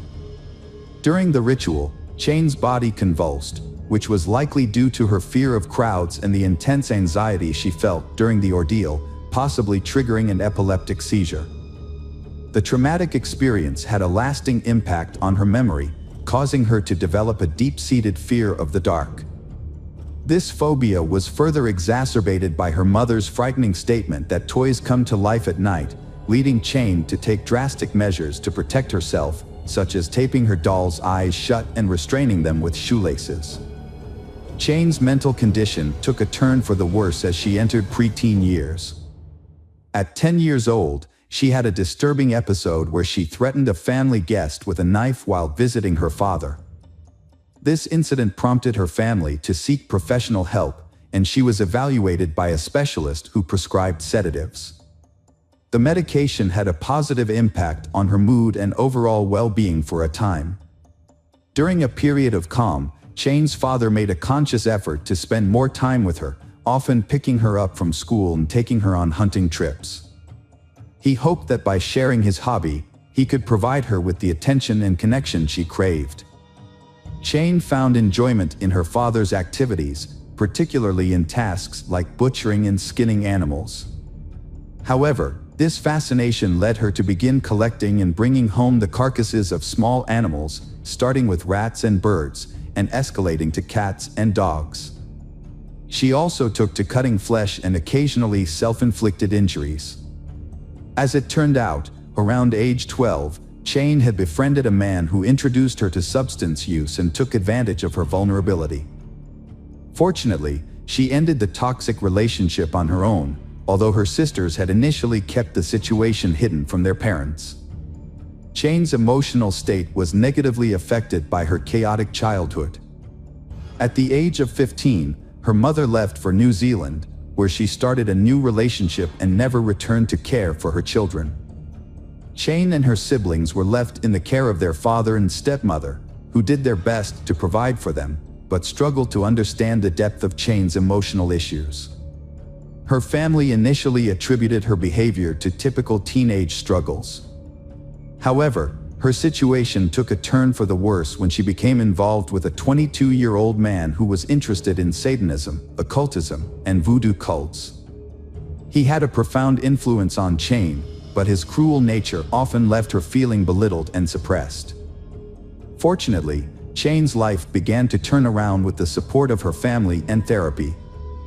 By the time she turned 17, she had distanced herself from the negative influences in her life, graduated from high school, and enrolled in college to study art and graphic design. As she lost interest in Satanism and stopped using substances that were harming her, her emotional well-being began to improve. Jane thrived in her studies and landed a job in her field, where she received support from both her colleagues and management. She discovered a natural talent for visual arts, earning her respect and recognition in her profession. At the same time, she began a romantic relationship with a man named Warren. To those outside her inner circle, Jane's life seemed perfectly ordinary. Her family and close friends avoided discussing her past, hoping that the difficult times were behind her. However, it was unclear what was happening beneath the surface. It's possible that her inner struggles were simply waiting to resurface. Her father, in particular, was overjoyed for Jane, believing she had finally found stability and would soon get married. However, his expectations were not fulfilled. A surprising challenge arose from Warren's friend Roy, a self-proclaimed sensitive person. Although Jane came across as kind and friendly, Roy detected something off-putting and even evil about her. He suspected that Jane might be unfaithful to his friend, so he decided to confront her about it. However, instead of answering his question, Jane became enraged and spat in his face, telling him to stop asking her ridiculous questions. At a party, Jane noticed Martin, a 24-year-old from a well-respected family. Despite his calm and sociable nature, rumors surrounded him. Born into a privileged family, Martin had a happy childhood, excelling academically and behaving well. However, at 6, he began experiencing hallucinations, convinced by an entity that he possessed incredible strength. As he grew older, his mental health declined, and his behavior changed due to struggles at school and home. At 14, Martin was hospitalized for psychiatric treatment and diagnosed with schizophrenia. Unfortunately, standard treatments were ineffective. His financially secure family dedicated themselves to finding alternative medications, eventually discovering the necessary drugs to control his condition, except for occasional aggressive outbursts. Martin was deeply affected by witnessing a stray cat being attacked by dogs. Instead of feeling revulsion or sympathy, he chose to hide the cat's body and observe it. This disturbing incident marked the beginning of his animal torture. He eventually dropped out of school and started working with his father in the carpentry shop, aspiring to follow in his family's footsteps. As he worked, his condition showed signs of improvement, and he lost the desire to harm animals. Feeling in control, he made the decision to stop taking his medication, despite concerns from those around him. However, this decision ultimately proved to be a grave mistake. Martin's mental state gradually declined, and it was during this time that he met Jane. Their relationship seemed happy and normal to outsiders, and their parents were initially pleased with their union. But neither set of parents was aware of the dark history of their children, and their relationship ultimately led to devastating consequences. Initially, they was outgoing and social, attending parties and interacting with others. However, acquaintances began to notice cuts on their hands, which they jokingly attributed to intimate experiments. Over time, they became increasingly reclusive and developed an interest in dark and occult practices, including Satanism and voodoo cults. They also became fascinated with notorious serial killers. In February 2011, Martin posted a photo of himself and Chane on social media, with the caption, "Killers," accompanied by a cryptic emoji. At the time, no one suspected that the post was anything more than a joke. Meanwhile, Martin asked Chane's father for permission to marry her, which was met with enthusiasm. However, unbeknownst to those around them, they harbored a sinister secret. Instead of dreaming of a future together, they fantasized about ending their lives in a violent manner. These dark fantasies eventually evolved into a twisted plan to torture and kill homeless individuals. They even practiced their twisted intentions on animals, due to unable to find a suitable human victim to carry out their heinous plan. Chane created a profile on a dating site, which caught the attention of a young man named Michael Van Eck. Chane and her partner, Martin, targeted Michael for their sinister plans. They began flirting with Michael online, and after a few days, Chane suggested they meet in person.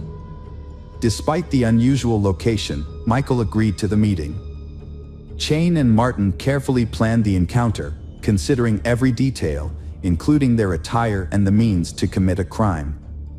Chane approached the meeting prepared, while Martin hid behind tombstones, waiting for a signal. When Chane kissed Michael, it was the agreed-upon signal for Martin to attack. He struck Michael with a knife from behind, but Michael unexpectedly resisted. Chane intervened, and together they inflicted around 30 knife wounds on Michael. As Michael begged for an end to his suffering, Martin slit his throat, ultimately killing him. The perpetrators then dragged the body onto a blanket and began to carry out their plan. They cut off the victim's legs at the knee and severed his head. The dismembered body parts were placed in bags. The perpetrators attempted to bury the body at the site, but they encountered a problem that they had no shovels. As a result, they were forced to dig a shallow grave using only their hands and knives. After managing to bury the body only halfway, the perpetrators left the scene, taking the severed body parts with them. They used the victim's vehicle to make their getaway, with Martin initially driving, but later handing over control to his accomplice. However, the adrenaline rush from their crime made it difficult for them to focus on the road. Once they arrived home, they stored the bags containing the body parts in the refrigerator, treating them like ordinary groceries. After Martin had somewhat composed himself, he got into the victim's car and drove it to a high-crime neighborhood, hoping that it would be stolen. He left the car unlocked with the keys in the ignition to make it an easy target. A cemetery worker noticed bloody stains and torn clothing in the bushes near the grave. After alerting his supervisor, they called the authorities to report the gruesome find. The police were immediately notified, and an investigation was launched. Meanwhile, Michael Van Eck's parents were frantic with worry. Their son had been unreachable since the previous evening, which was unusual, even if he had stayed overnight with his internet girlfriend. When Michael failed to show up for work, his employer called his parents to ask about his absence. Around the same time, police received a report about an abandoned car with blood stains on the trunk. The vehicle was identified as belonging to Michael Van Eck through a database search. Further investigation revealed that the car had been parked at the cemetery for an extended period. With this new information, police officers visited the Van Eck residence, where they confirmed their suspicions. Michael's mother had been searching for him since the previous day.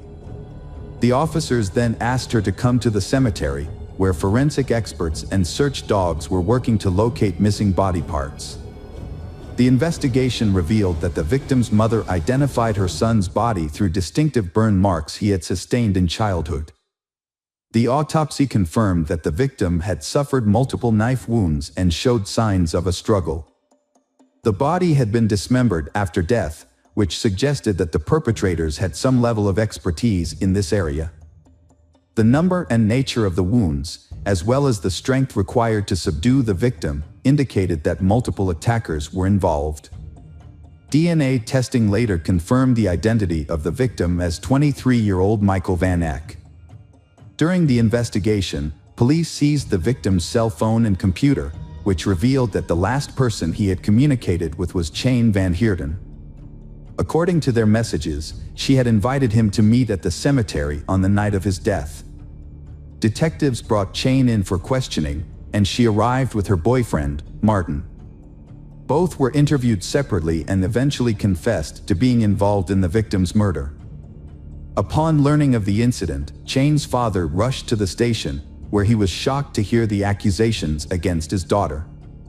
When he asked her if the allegations were true, Chane calmly confirmed her involvement and stated that she would willingly do it again.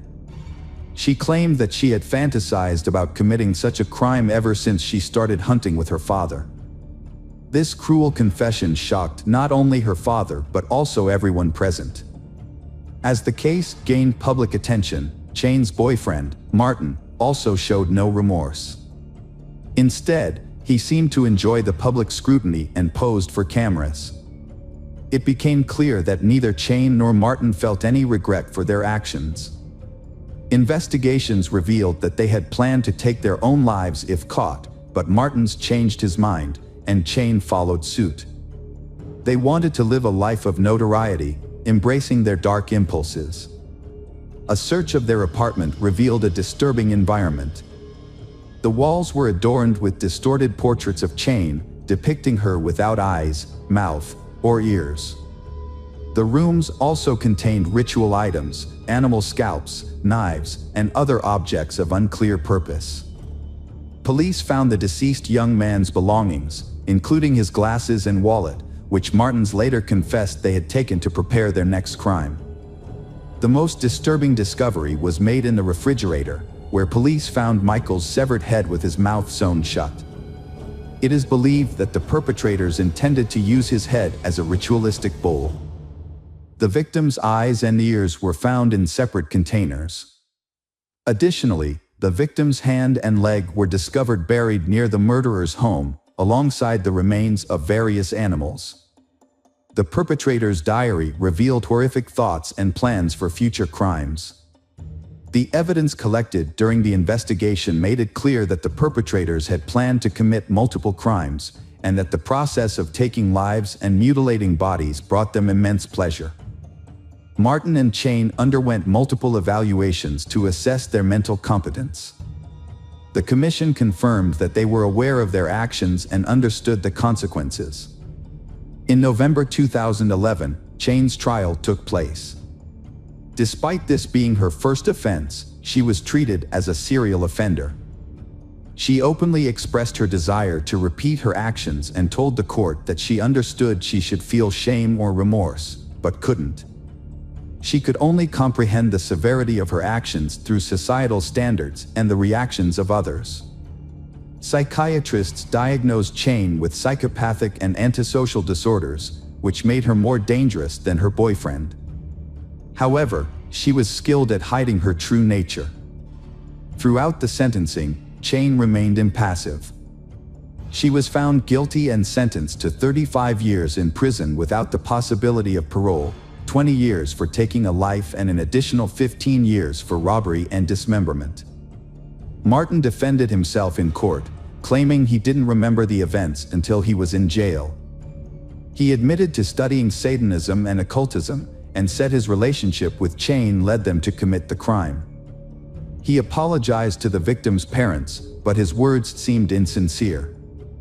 He was found guilty and sentenced to 35 years in prison, with a chance for parole after serving half his sentence. Even in prison, Martin expressed his passion for Chane in letters, calling her a dark goddess. However, Chane eventually ended the relationship, feeling they had grown apart. While incarcerated, Chane proved to be a model prisoner, using her time to teach art and theology to her fellow inmates. In contrast, Martin, while also in prison, gained a small group of admirers who were carefully monitored by police to prevent them from copying his crimes. During his imprisonment, Martins focused on personal growth, completing his education through correspondence courses and undergoing therapy. Their stories serve as a warning that ordinary individuals can hide dark secrets. Michael, a kind and compassionate person, was manipulated by two individuals with twisted motivations. This tragic event emphasizes the importance of being cautious about the people we surround ourselves with, as their influence can have a profound and lasting impact on our lives.